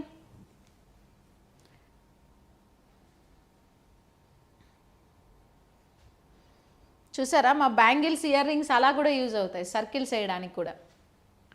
Okay, so మనకి digestion system sequence ఏంటిది? What is the sequence of digestion system? So digestion system sequence వచ్చేసి మనకి absorption, ఎజెషన్, digestion, ingestion అన్నాం కదా. So first food intake ప్రాసెస్ని ఏమని పిలుస్తాం? ఇంజెషన్ అంటాం. ఇంజెషన్ అంటే తెలుగులో దీన్నే మనం అంతఃగహనం అనేసి పిలుస్తాం. ఓకేనా? ఇంజెషన్ లేదా అంతఃగహనం అని పిలుస్తాం. ఇంజెషన్ అంటే food intake process. So food లోపలికి తీసుకోవడాన్ని ఫుడ్ ఇంటేక్ ప్రాసెస్ని మనం ఇంజెషన్. ఇంజెక్షన్ అంటే ఏంటి? Something is insertion to our body, that is injection కదా. సో ఇంజెషన్ అంటే ఫుడ్ లోపలికి తీసుకోవడం. తర్వాత తిన్న ఫుడ్ ఏమవుతుంది? డైజెస్ట్ అవుతుంది. So with the help of some enzymes. కాబట్టి next step digestion. So small ఇంటెస్టైన్లో 100% డైజెషన్ అయిపోతుంది కదా. 100% డైజెషన్ అయిన తర్వాత ఫుడ్ ఏమవుతుంది? స్మాల్ ఇంటెస్టైన్లో విల్లీస్ ఉంటాయి. విల్లీస్ ఫుడ్ని అబ్జార్బ్ చేస్తాయి. ఓకే, అబ్జార్ప్షన్ తర్వాత ఈ ఫుడ్ అంతా కూడా బ్లడ్లోకి వెళ్ళి ఒక సెల్లో అజిమిలేట్ అవుతుంది. సో అజిమిలేట్ అవుతే దాన్ని మనం అజిమిలేషన్ అనేసి పిలుస్తారు. లాస్ట్లో అన్డైజెస్టెడ్ ఫుడ్ ఏమవుతుంది అని అంటే ఆనస్ నుంచి బయటికి ఎక్స్క్రీట్ చేసేస్తాం, ఫీసెస్ మలం నుంచి. దాన్నే ఎజెషన్ అనేసి పిలుస్తారు. Ingestion, digestion, absorption, assimilation, egestion. ఈ 5 స్టెప్స్లో మనకి డైజెషన్ అనేది కంప్లీట్ అవుతుంది అనమాట. సో మరి కరెక్ట్ ఆర్డర్ని పిక్ చేయండి. సో ఎజెషన్ అనేది లాస్ట్లో ఉంటుంది కాబట్టి ఫస్ట్ దీన్ని ఎలిమినేట్ చేసి పడేయండి. అబ్జార్ప్షన్ అనేది కూడా ఆల్మోస్ట్ లాస్ట్లోనే జరుగుతుంది, అంటే ఎజెషన్ పైన, అది కూడా ఎలిమినేట్ చేయండి. ఇంకా ఇంజెషన్ అంటే ఇన్సైడ్ లోపలికి పంపించడము, అండ్ లాస్ట్లో ఎజెషన్. ఇవి రెండు ఉండాలి. ఫస్ట్ ఇంజెషన్ ఉండాలి, లాస్ట్లో ఎజెషన్ ఉండాలి. ఐఈ ఉండాలి. ఐఈ ఇంజెషన్, ఎజెషన్ అంటే ingestion, digestion, absorption, assimilation, egestion. Option 3 is the right answer. Okay, yes. Swathi వచ్చావమ్మా? నా ఫేవరెట్ హీరోనా? ఎందుకు ఇప్పుడు? నా ఫేవరెట్ హీరోతో మీకేం పని? ఇంకెవరు? Power star Pawan Kalyan.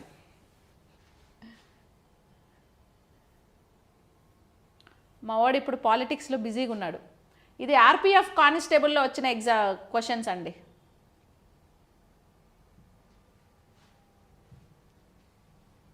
అప్పుడప్పుడు కల్లోకి కూడా వస్తూ ఉంటాడండి, బట్ ఏం చేయాలి?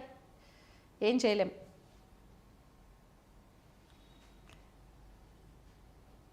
గుడ్ స్వాతి. ఎక్కడికి వెళ్ళావు? లేట్గా వచ్చావు, నోటిఫికేషన్ రాలేదా?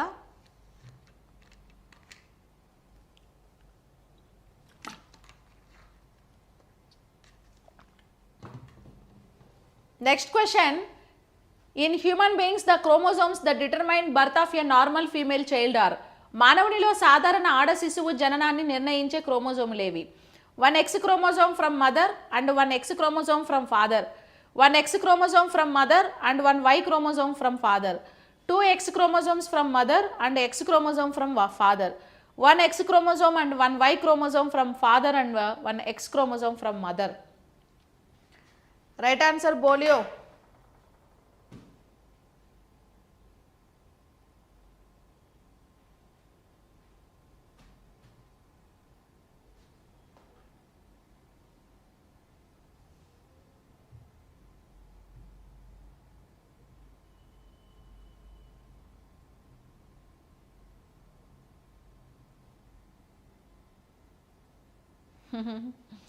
yes. నెక్స్ట్ క్వశ్చన్ ఏమన్నాడు?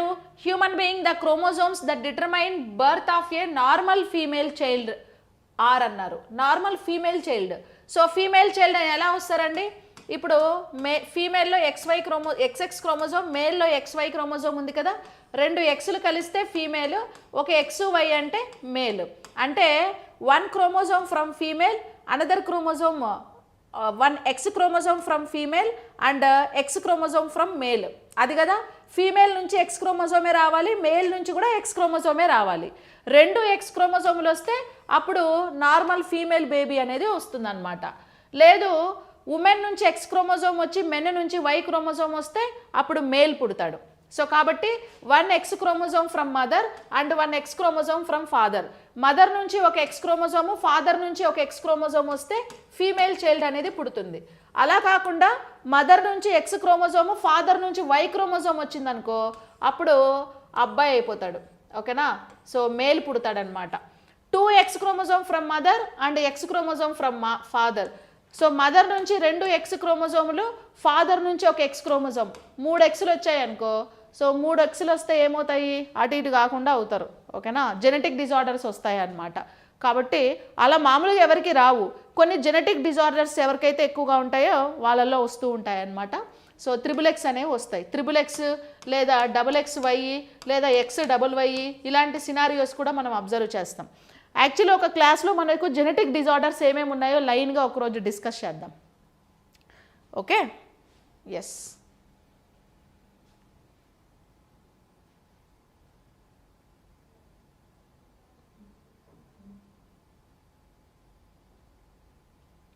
ఓకే,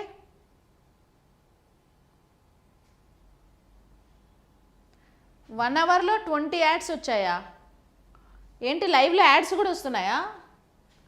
యాడ్స్ రాకుండా చేశానే.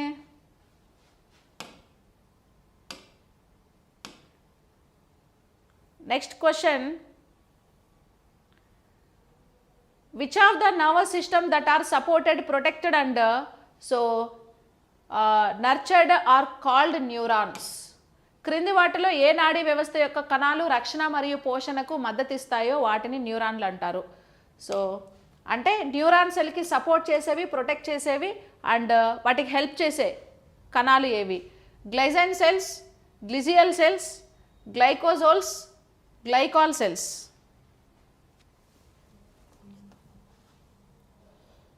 శ్రావణ్ కుమార్, నేనేం డబుల్ మీనింగ్ చెప్పినా Shravan?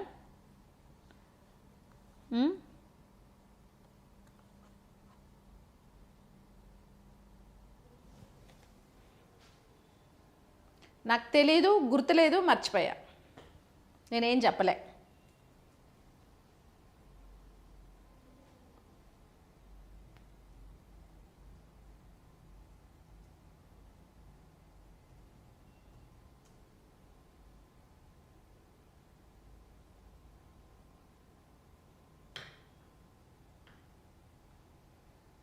Yes, yes. So which cells of the nervous system that are supported, protected and nurtured are called neurons? వాటిని గ్లియల్ సెల్స్ ఆర్ గ్లిషియల్ సెల్స్ అని కూడా పిలుస్తారండి. సో వీటిని ఇంకో పేరుతోని మనం ఏమని కూడా పిలవచ్చు, సో గ్లియల్ సెల్స్ అని కూడా పిలవచ్చు. ఓకే, గ్లియల్ సెల్స్ అనొచ్చు, గ్లియల్ సెల్స్ అనొచ్చు, లేదా గ్లిషియల్ సెల్స్ అని కూడా అంటారు. నర్వస్ సిస్టంలో nerve cell, glial cells ratio ఎంత సెల్స్ తెలుసా? నర్వ్ సెల్, గ్లియల్ సెల్ ఈ రెండింటి రేషియో వచ్చేసి 1:100 అనమాట. అంటే ఒక నర్వ్ సెల్ ఫామ్ అవ్వాలంటే వీటికి 100 గ్లియల్ సెల్స్ హెల్ప్ చేయాలి. అండ్ ఒక నర్వ్ సెల్కి కావాల్సినటువంటి గ్లూకోజ్ కూడా ఎవరిస్తారు అని అంటే గ్లియల్ సెల్సే గ్లూకోజ్ కూడా సప్లై చేస్తాయి. So glial cells glucose supply చేస్తాయి. At the same time glial cells వల్లనే నర్వ్ సెల్స్ ఫార్మేషన్ కూడా జరుగుతుంది అనమాట. ఓకేనా, సో గ్లియల్ సెల్ వల్లనే ఏం జరుగుతుంది, నర్వ్ సెల్ ఫార్మేషన్ కూడా జరుగుతుంది. So that is like nerve cell, glial cells అనేసి మనం చెప్పొచ్చు అనమాట. Okay, and nerve cell structure ఎలా ఉంటుందండి? నర్వ్ సెల్ స్ట్రక్చర్ వచ్చి ఇలా ఉంటుంది. నర్వ్ సెల్ స్ట్రక్చర్ వచ్చేసి ఇలా ఉంటుంది కదా, వీటిని డెండ్రైట్స్ అనేసి పిలుస్తారు. ఓకే, వీటిని డెండ్రైట్స్ అని పిలుస్తాము. This is like nucleus and ఇలా మైలిన్ షీట్ ఉంటుంది. ఈ మైలిన్ షీటు, యాక్సాన్స్ వీటన్నిటిని కూడా ప్రిపేర్ చేసేది ఏది అని అంటే గ్లియల్ సెల్సే ప్రిపేర్ చేస్తాయి అన్నమాట. ఒక న్యూరాన్ నుంచి ఇంకొక న్యూరాన్కి information synapse gap through form అవుతుంది. నర్వస్ సిస్టమ్ మీద కంపల్సరీ క్వశ్చన్ ఉంటుందండి. ఏదర్ సెరిబెల్లం ఫంక్షన్ అడుగుతాడు, మిడిల్లో అబ్లాంగేటా ఫంక్షన్ అడగొచ్చు, లేదా పెరిఫెరల్ నర్వస్ సిస్టమ్ గురించి, ఆటోనమస్ నర్వస్ సిస్టమ్ గురించి, స్పైనల్ కార్డ్ గురించి, వాటి డిసీజెస్ గురించి, అన్నిటి గురించి క్వశ్చన్స్ అడుగుతారు. నేను మీకు యాప్లో కంటెంట్ అన్ని సపరేట్ చేసి చెప్పాను, ఒకసారి చూడండి videos. Okay, so glial cells is the right answer for this question. And content నేను 70% అప్లోడ్ చేశాను, ఇంకా 30% చేయాలి. సో రికార్డింగ్ చేస్తున్నాను, ప్రతిరోజు ఒక్కొక్కటి రికార్డ్ చేసేస్తాను. మీరు ఇవన్నీ వినేలోపు మొత్తం వచ్చేస్తాయి, వినేలోపు చేసేస్తాను మొత్తం. Okay, next, what is the process of transitioning into a larva adult passing through drastic changes? తీవ్రమైన మార్పుల ద్వారా లార్వా వయోజనంగా పరివర్తన చెందే ప్రక్రియ ఏమిటి? ప్రక్రియ ఏమిటి?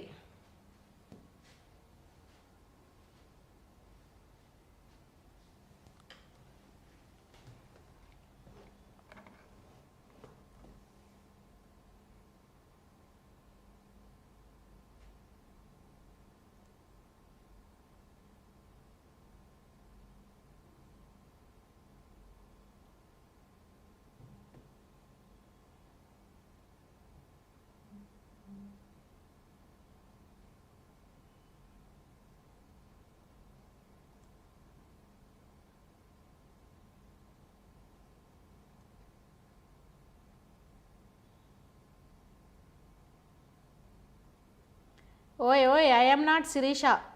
ఎవరు శిరీష? శిరీష క్యూట్గా ఉందని చెప్తున్నావా?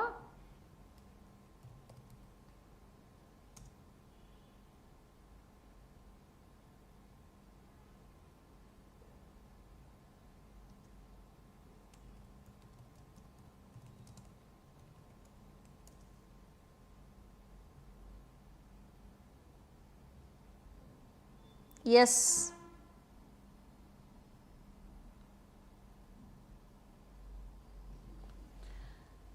కరెక్ట్ ఆన్సర్ ఏంటిది మనకి ఇక్కడ చూస్తే what is the process of transitioning into a larva adult passing through drastic changes అన్నారు కదా.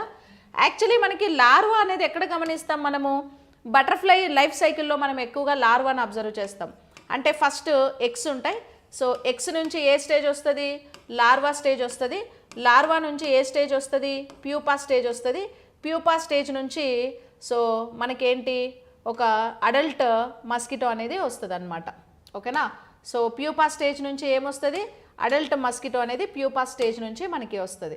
సో ప్యూపా స్టేజ్ ఇది వచ్చేసి అడల్ట్ మస్కిటో కానీ లేదా బటర్ఫ్లై వస్తుంది, మళ్ళీ ఎగ్స్ పెడతాయి. సో ఇట్లా మనకి బటర్ఫ్లై కానీ ఇన్సెక్ట్స్ కీటకాల యొక్క లైఫ్ సైకిల్ అనేది మనం అబ్జర్వ్ చేస్తాం.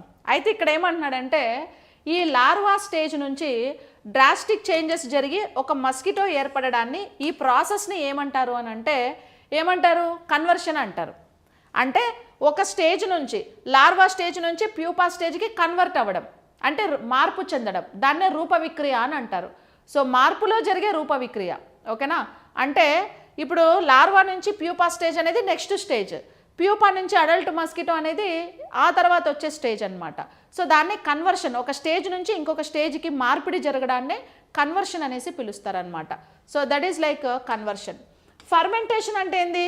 పులియబెట్టడాన్ని మనం ఫర్మెంటేషన్ అనేసి పిలుస్తాం. సో ఫర్మెంటేషన్ ప్రాసెస్లో మనం ఈస్ట్ అనేటువంటి ఒక ఫంగస్ని యూజ్ చేస్తాం అన్నమాట. ఓకే, ఇప్పుడు బేకరీ ఐటమ్స్ ఉన్నాయి కదా, బ్రెడ్, కేక్, ఇలాంటి బేకరీ ఐటమ్స్ అన్నీ కూడా ఫర్మెంటేషన్ ప్రాసెస్ త్రూ పులియబెట్టి ఏం చేస్తారు? సాఫ్ట్ కేక్స్ అవి తయారు చేస్తారు. కేక్ మీద అంతా హోల్స్ ఉంటాయి చూసారా, అది ఈస్ట్ రిలీజ్ చేసినటువంటి హోల్స్ అన్నమాట. అలాగే మనకి దోసపిండి, ఇడ్లీ పిండి ఉంటుంది కదా. సో దోసపిండి, ఇడ్లీ పిండిలో కూడా మనకి ఫంగస్ ఉంటుంది, ఈస్ట్ అనే ఫంగస్. దానివల్ల ఫర్మెంటేషన్ బాగా జరుగుతుంది. ఈస్ట్ ఏ రెస్పిరేషన్లో ఇన్వాల్వ్ అవుతుంది? అనరోబిక్ రెస్పిరేషన్లో ఇన్వాల్వ్ అవుతుంది కదా. ఈస్ట్ అనరోబిక్ రెస్పిరేషన్లో పాల్గొని ఏం చేస్తుందంటే మనకి కార్బన్ డైఆక్సైడ్ అనే గ్యాస్ రిలీజ్ చేస్తుంది, ప్లస్ ఇథైల్ ఆల్కహాల్ని రిలీజ్ చేస్తుంది అనమాట. కార్బన్ డైఆక్సైడ్ అనే gas plus ethyl alcohol, so ఇవి రెండు రిలీజ్ అవుతాయి. ఇప్పుడు ఇథైల్ ఆల్కహాల్ అనేది ఆల్కహాలే, that is like natural alcohol అనమాట. ఇప్పుడు పులిసిపోయిన పిండితో దోశలు తినిపోయినారనుకో క్లాస్కి, ఏం చేస్తారు? పోయినప్పటి నుంచి తూగుతూ ఉంటారు, పారం కోళ్ళు దూకినట్టు నిద్రపోతూ ఉంటారు అనమాట. ఏదో లేజినెస్, బ్రెయిన్ అంతా ఇన్యాక్టివ్నెస్, స్లీపీ మోడ్, ఇలా ఉంటాం. ఎందుకు అలా ఉంటారు అని అంటే మార్నింగ్ దోశ తిన్నావు కదా, దోశలో ఆల్కహాల్ ఉంది కదా, మరి పులిసిపోయిన పిండితో దోశలో, మరి ఈ ఆల్కహాల్ తాగితే అనస్థీషియా వస్తుందా లేదా? మత్తు ఎక్కుతుందా లేదా? ఎక్కుతుంది. సో ఇప్పుడు కొంతమంది నాన్ ఆల్కహాలిక్ వాళ్ళు అసలు నేను ఆల్కహాలే ముట్టను అని అంటారు కదా. నువ్వు దోశ తిన్నా ఆల్కహాల్ తాగినట్టే. దోశ, ఇడ్లీ పిండి పులుస్తుంది కదా, ఆ పులిసిపోయిన పిండి తిన్నా నువ్వు ఆల్కహాల్ తీసుకున్నట్టే ఇంకా దాని అర్థం. సో ఒక 2 రోజులు పిండి బాగా పులిసబెట్టి రెండు రోజుల తర్వాత ఒక 4 దోశలు వేసుకొని తిను, ఇక నీకు ఆల్రెడీ ఎక్కుతుంది. దట్ ఈజ్ ఆల్సో ఆల్కహాల్ కదా, అది న్యాచురల్. ఇక నార్మల్ మార్కెట్లో వైన్ షాపుల్లో అవి దొరికే వాటిల్లో ఏం చేస్తారు? మనోళ్ళు కొంచెం బిజినెస్ ఎక్కువ జరగాలని స్పిరిట్ కలుపుతారు దాంట్లో. ఆ స్పిరిట్ వల్ల మనకు ఆ కాన్సన్ట్రేషన్, ఆ ఘాట్ అనేది ఎక్కువగా ఉంటుంది. యాక్చువల్లీ న్యాచురల్ ఆల్కహాల్ ఘాట్ ఉండదు, బట్ ఎక్కువగా ఏమవుతుంది? కిక్ ఎక్కుతుంది. ఓకేనా? ఇక అంతే, మేము మందు బాబులం అని డ్యాన్స్ వేయాల్సి వస్తుంది. తర్వాత అటు ఇటు స్ట్రైట్గా పోయేవాడు అటు ఇటు పోతూ ఉంటాడు, వాళ్ళ ఇంటికి పోవాల్సిన వాడు పక్కింటికి వెళ్ళి కాలింగ్ మెల్లు కొడతాడు. ఓకే, అట్లా పనులు చేస్తారు.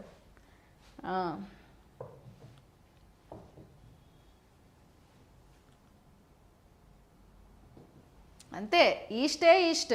ఇప్పుడు ఆల్కహాల్ తాగాలనుకుంటే వైన్ షాప్ బోనవసరంలే, దోశపిండి 4 రోజులు ఫ్రిడ్జ్లో పెడితే అదే అయిపోయాయి ఆల్కహాల్. ఇంకా ఫోటోసింథసిస్. ఫోటోసింథసిస్ అంటే ఏంది? ప్లాంట్స్లో జరిగే కిరణజన్య సంయోగక్రియని ఫోటోసింథసిస్ అనేసి పిలుస్తారు.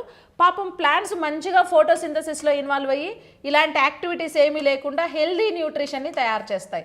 Vitamins, minerals, proteins, carbohydrates, healthy న్యూట్రిషన్ని తయారు చేస్తాయి. అందుకే ఎక్కువగా ఆకులు తినాలి మేకల్లాగా, ఓకేనా? వెజిటేబుల్స్ బాగా తినాలి.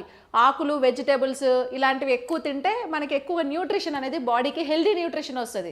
ఆహా, మనం అవి తినం కదా, ఎంతసేపు కేఎఫ్సీ యాడ్ ఉంది గూగుల్లో, నియర్ బై కేఎఫ్సీ యాడ్ ఉంది, nearby Pizza Hut ad ఉంది, నియర్ బై మెక్డీ యాడ్ ఉంది, జొమాటోలో ఫాస్ట్ డెలివరీ చేసే ఫాస్ట్ ఫుడ్స్, నూడిల్స్, పానీపూరీలు, భయ్యా తోడ ప్యాజ్ దాలో ఇవన్నీ చేస్తూ ఉంటాం. ఇన్ని కథలు చేస్తూ ఉంటే మన హెల్త్ పాడేకి ఏమవుతుంది? సో కాబట్టి కూరగాయలు తినండి, కూరగాయలే తినాలి, ఓకేనా? ట్రాన్స్పిరేషన్ అంటే ఏంది? బాష్పోత్సేకం. మొక్కలలో నీటిని ఆవిరి రూపంలో కోల్పోవడాన్ని బాష్పోత్సేకం లేదా ట్రాన్స్పిరేషన్ అనేసి పిలుస్తాము. ఎస్,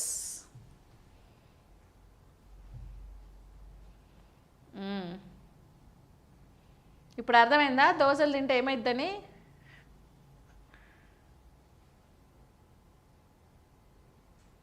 ఇడ్లీ కూడా అవుతుంది పులిస్తే, ఇడ్లీ కూడా పులిసిపోతుంది కదా, పులిసిపోయిన ఇడ్లీ వల్ల కూడా అట్లనే జరుగుతుంది. ఫ్రెష్ అయితే ఒక రోజుకి ఏం కాదు, అది కూడా ఇడ్లీ ఏంటంటే స్టీమ్ పెడతాం కాబట్టి సమ్వాట్ వితౌట్ ఆయిల్ కదా, అలాగా.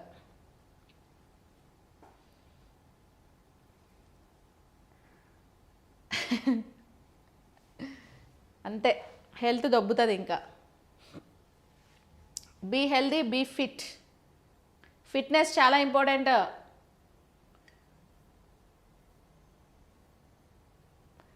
Next, the origin of the eucalyptus tree species in which of the following countries?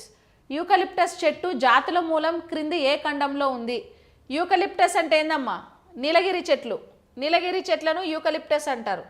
Okay, eucalyptus breed అనేది మన ఇండియన్ బ్రీడ్ కాదు ఇది. యాక్చువల్లీ దాని ఆరిజిన్ ఎక్కడ అంటే, దాని పుట్టిల్లు ఎక్కడ అంటే, ఫస్ట్ అలాంటి మొక్కలు బ్రీడ్స్ని ఏ కంట్రీలో కనిపెట్టారు. దాని తర్వాత ఏయో బాగున్నాయి కూడా, బాగా పెద్దగా పెరుగుతున్నాయి, డెకరేషన్కి మంచిగా ఉన్నాయి, పార్కులలో అట్లా మంచిగా పెంచుకోవచ్చు, ఓకేనా అని చెప్పేసి చాలామంది ఆ బ్రీడ్స్ని పట్టుకెళ్ళిపోయారనమాట ప్రపంచ దేశాలన్నీ. నీడ బాగా ఇస్తున్నాయి అది ఇది అనేసి. ఓకే,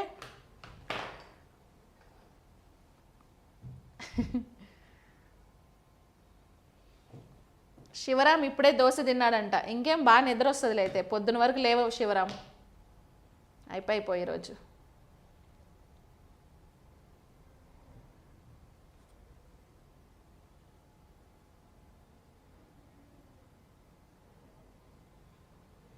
ఓకే,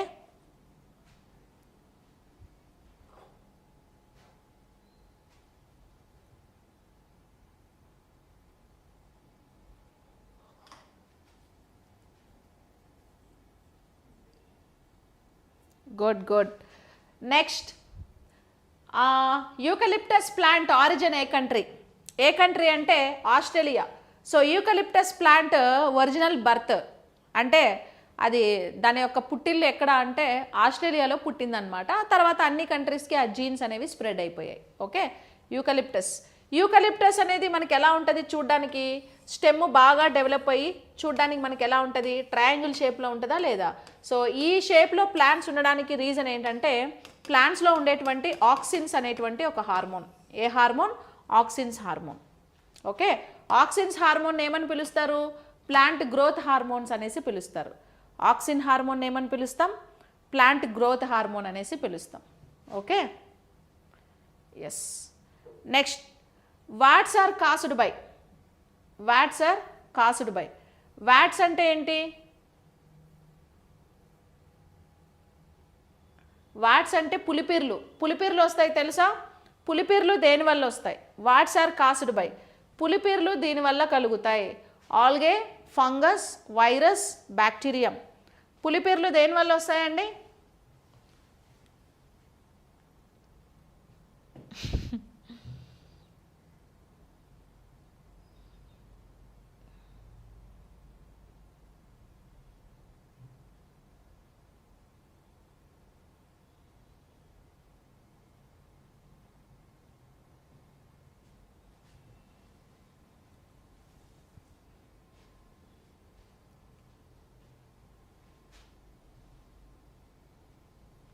దేనివల్ల?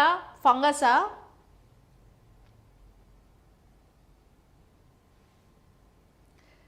పులిపీర్లు దేనివల్ల వస్తాయంటే మొటిమలు కాదు, మొటిమలు వేరు, పులిపీర్లు వేరు. సో పులిపీర్లు అంటే బ్లాక్ కలర్లో ఇలా వస్తాయి కదా స్పాట్స్ లాగా, వాటినే పులిపీర్లు అంటారు. అది వేటి వల్ల వస్తుంది అంటే వైరస్ వల్ల వస్తుందండి. సో ఏ వైరస్ వల్ల వస్తాయి పులిపీర్లు అని అంటే వాటినే వ్యాట్స్ అంటారు. సో హ్యూమన్ ప్యాపిల్లోమా వైరస్ వల్ల వస్తాయి. ఓకే, ఏ వైరస్ వల్ల వస్తాయి? హ్యూమన్ ప్యాపిల్లోమా వైరస్ వల్ల వస్తాయి. హ్యూమన్ ప్యాపిల్లోమా వైరస్ వల్ల సర్వికల్ క్యాన్సర్ కూడా వస్తుందండి. ఏమొస్తాయి? Cervical cancer. Human papilloma virus వల్ల సర్వికల్ క్యాన్సర్ కూడా వస్తుంది. దీనివల్ల మనకి ఏమవుతాయంటే పులిపీర్లు అనేవి వస్తాయి. ఓకేనా? ఇంకా మొటిమలు అనేవి some kind of bacterial infection వల్ల, బాడీలో హీట్ బాగా ఎక్కువైపోతే, ఇంకా చెత్త చెదారం బాగా డస్ట్కి అది ఇది బాగా తిరిగేసి సరిగా ఫేస్ క్లీన్ చేయకుండా అప్పుడప్పుడు ఏం చేయాలి అని అంటే ఫేస్కి స్టీమ్ పట్టాలి. ఓకే, అది ఆర్టిఫిషియల్. యాక్చువల్లీ న్యాచురల్గా ఫేస్ స్టీమ్ ఎలా ఉంటుంది? బాగా రన్ చేయాలి. ఒక 20 minutes, half an hour non స్టాప్గా ఏం చేయాలి? హై స్పీడ్తోని రన్ చేయాలి. అంటే మీ కెపాసిటీని బట్టి రన్ చేసిన తర్వాత కాసేపు తర్వాత ఆగితే, స్లోగా కొంచెం ఆగిన తర్వాత ఫేస్ నుంచి అంత బాగా హీట్ అనేది బయటకు జనరేట్ అవుతుంది, పొగలాగా బయటకు వచ్చేస్తుంది. అప్పుడు ఆటోమేటిక్గా స్కిన్ పోర్స్ అన్ని ఓపెన్ అయిపోయి బ్లడ్లో ఉండే ఇన్ఫెక్షన్ అంతా స్కిన్ త్రూ బయటకు వచ్చేస్తే స్కిన్ అంతా కూడా ఫ్రెష్గా నిగనిగా మెరుస్తూ ఉంటుంది అనమాట. ఓకే, మిల్కీ బ్యూటీ తమన్నా లాగా అయిపోతుంది మీ స్కిన్ అంతా ఆటోమేటిక్గా. సో అప్పుడు 25 years ఏజ్ నుంచి 16 yearsలోకి వచ్చేసినట్టు అనిపిస్తారు. సో కాబట్టి ఫిజికల్ వర్కౌట్ అనేది అలవాటు చేసుకోవాలి. టైం లేదు అంటే అప్పుడప్పుడు ఫేస్కి స్టీమ్ అది ఇచ్చి పోర్స్ ఓపెన్ చేయించాలి. పోర్స్ ఓపెన్ చేస్తే పోర్స్ త్రూ మనకి ఇన్ఫెక్షన్ అవంతా కూడా బయటకు వస్తుంది. అంటే పోర్స్ త్రూ అంటే దట్ ఈస్ లైక్ చెప్పా కదా, అదంత ఎఫెక్టివ్ కాదు. రన్నింగ్ చేయడం వల్ల బ్లడ్ సర్క్యులేషన్ పెరుగుతుంది కదా, బీపీ అంతా పెరిగిపోయి బ్లడ్లో ఉండే ఇన్ఫెక్షన్ని వదిలేస్తుంది బ్లడ్, అలాగా like that. Okay, next question. The site of complete digestion of carbohydrates, proteins and fat is. కార్బోహైడ్రేట్లు, మాంసకృతులు మరియు క్రొవ్వుల పూర్తి జీర్ణక్రియ యొక్క ప్రదేశం. The stomach, the small intestine, the rectum, the large intestine. Correct answer.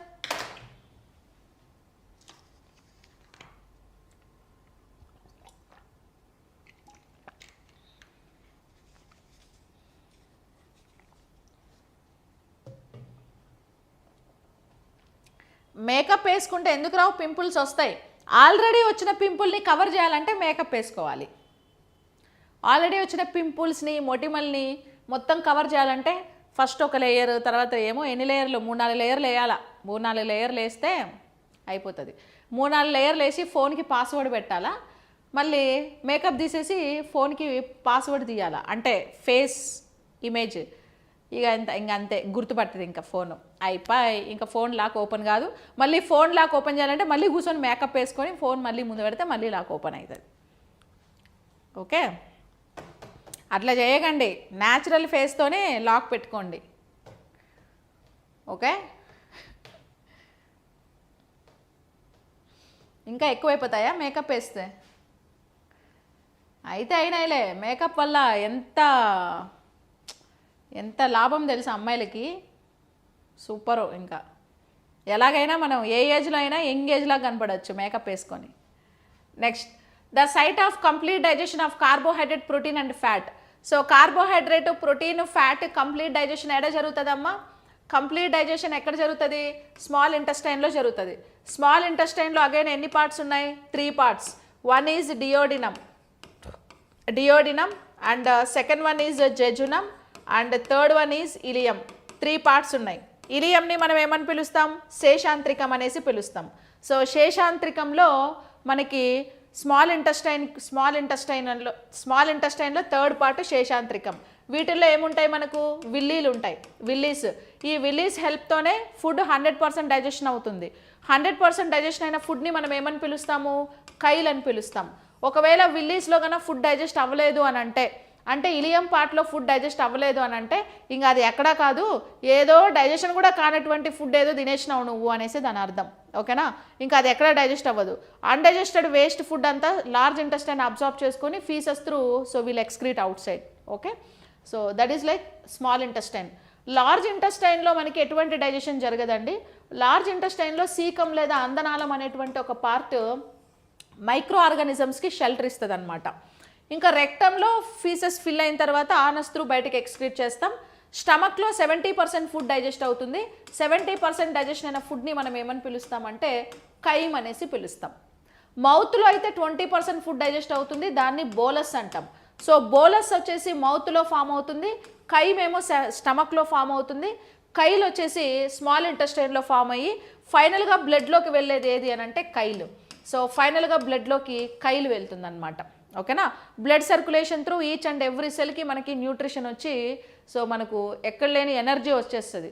Okay, cricket ఆడితే 6లు 4లు అన్నీ వెళ్ళిపోతాయి, అంత ఎనర్జీ వస్తుంది అనమాట. యాక్టివ్గా ఎనర్జెటిక్గా ఉంటాం. అందుకే ఎప్పుడు మనకి ఎక్కువ ఎనర్జీ వస్తుంది, ఫుడ్ ఎక్కువగా డైజెస్ట్ అయితే. ఫుడ్ ఎక్కువగా డైజెస్ట్ ఎప్పుడైతుంది, ఈజీ డైజెస్టెడ్ ఫుడ్ తిన్నప్పుడు, అంటే ఫైబర్ ఫుడ్ ఇలాంటి ఫుడ్ తిన్నప్పుడు వస్తుంది. అంతేగాని సో ఫ్యాట్ లేకపోతే జంక్ ఫుడ్, స్పైసీ ఫుడ్, పిజ్జాలు, మైదా పిండి ఇలాంటివన్నీ తింటే ఇండైజెషన్ అవుతుంది. ఇండైజెషన్ వల్ల బాడీలో ఫ్యాట్ అంతా ఫామ్ అయిపోతుంది. కార్బోహైడ్రేట్స్ డైజెస్ట్ అవ్వకపోతే సరిగా అదంతా ఫ్యాట్గా కన్వర్ట్ అవుతుంది. అందుకే చాలామందికి పొట్ట వచ్చి ఉంటుంది, ఫ్యామిలీ ప్యాక్ వచ్చి ఉంటుంది పాపం. Okay, so belly fat, beer తాగి కూడా ఫ్యాట్ వస్తుంది. దానికి మళ్ళీ నిక్ నేమ్ కూడా ఒకటి పెడతారు, బియర్ బెల్లీ అంట దాని పేరు, బియర్ బెల్లీ అని. ఓకే, పొట్ట వచ్చేసి ఉంటుంది. ఇంకా అంతే. స్మాష్ 6 ప్యాక్స్ ఉండాలి, ఫ్యామిలీ ప్యాక్ ఉండకూడదు, అర్థమైందా? 6 ప్యాక్ లేకపోయినా సరే అట్లీస్ట్ ఫ్లాట్ స్టమక్ ఉండాలి, ఫ్యాట్ ఎక్కడా లేకుండా, అప్పుడే మంచిగా ఉంటుంది. BP, high BP, low BP ఇలాంటివన్నీ రాకుండా ఉంటాయి. ఓకేనా, అవన్నీ జరగాలంటే ఫస్ట్ సిగరెట్ ప్యాక్స్ని అవాయిడ్ చేయాలి. తర్వాత ఆ ప్యాక్స్ ఈ ప్యాక్స్ కేఎఫ్సీలో, మెక్డొనాల్డ్స్లో ఆర్డర్స్ పెడతారు కదా, జంబో ప్యాక్, ఫ్యామిలీ ప్యాక్, ఆ ప్యాకులన్నీ biryani family pack, biryani single pack, ఈ ప్యాకులన్నీ మానేస్తే అసలైన ప్యాక్ వస్తుంది, లేకపోతే ఇంకంతే. ఓకే, కాబట్టి option 2 is right answer. Yes, done.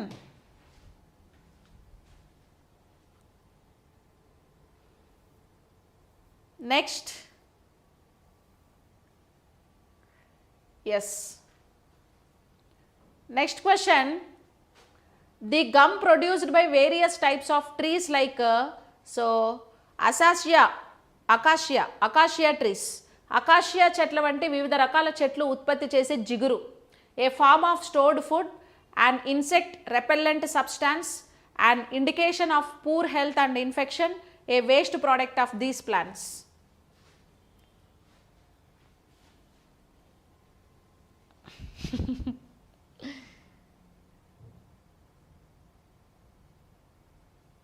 Article 47లో ఆల్కహాల్ బ్యానా ఎప్పుడొచ్చింది శాంతి?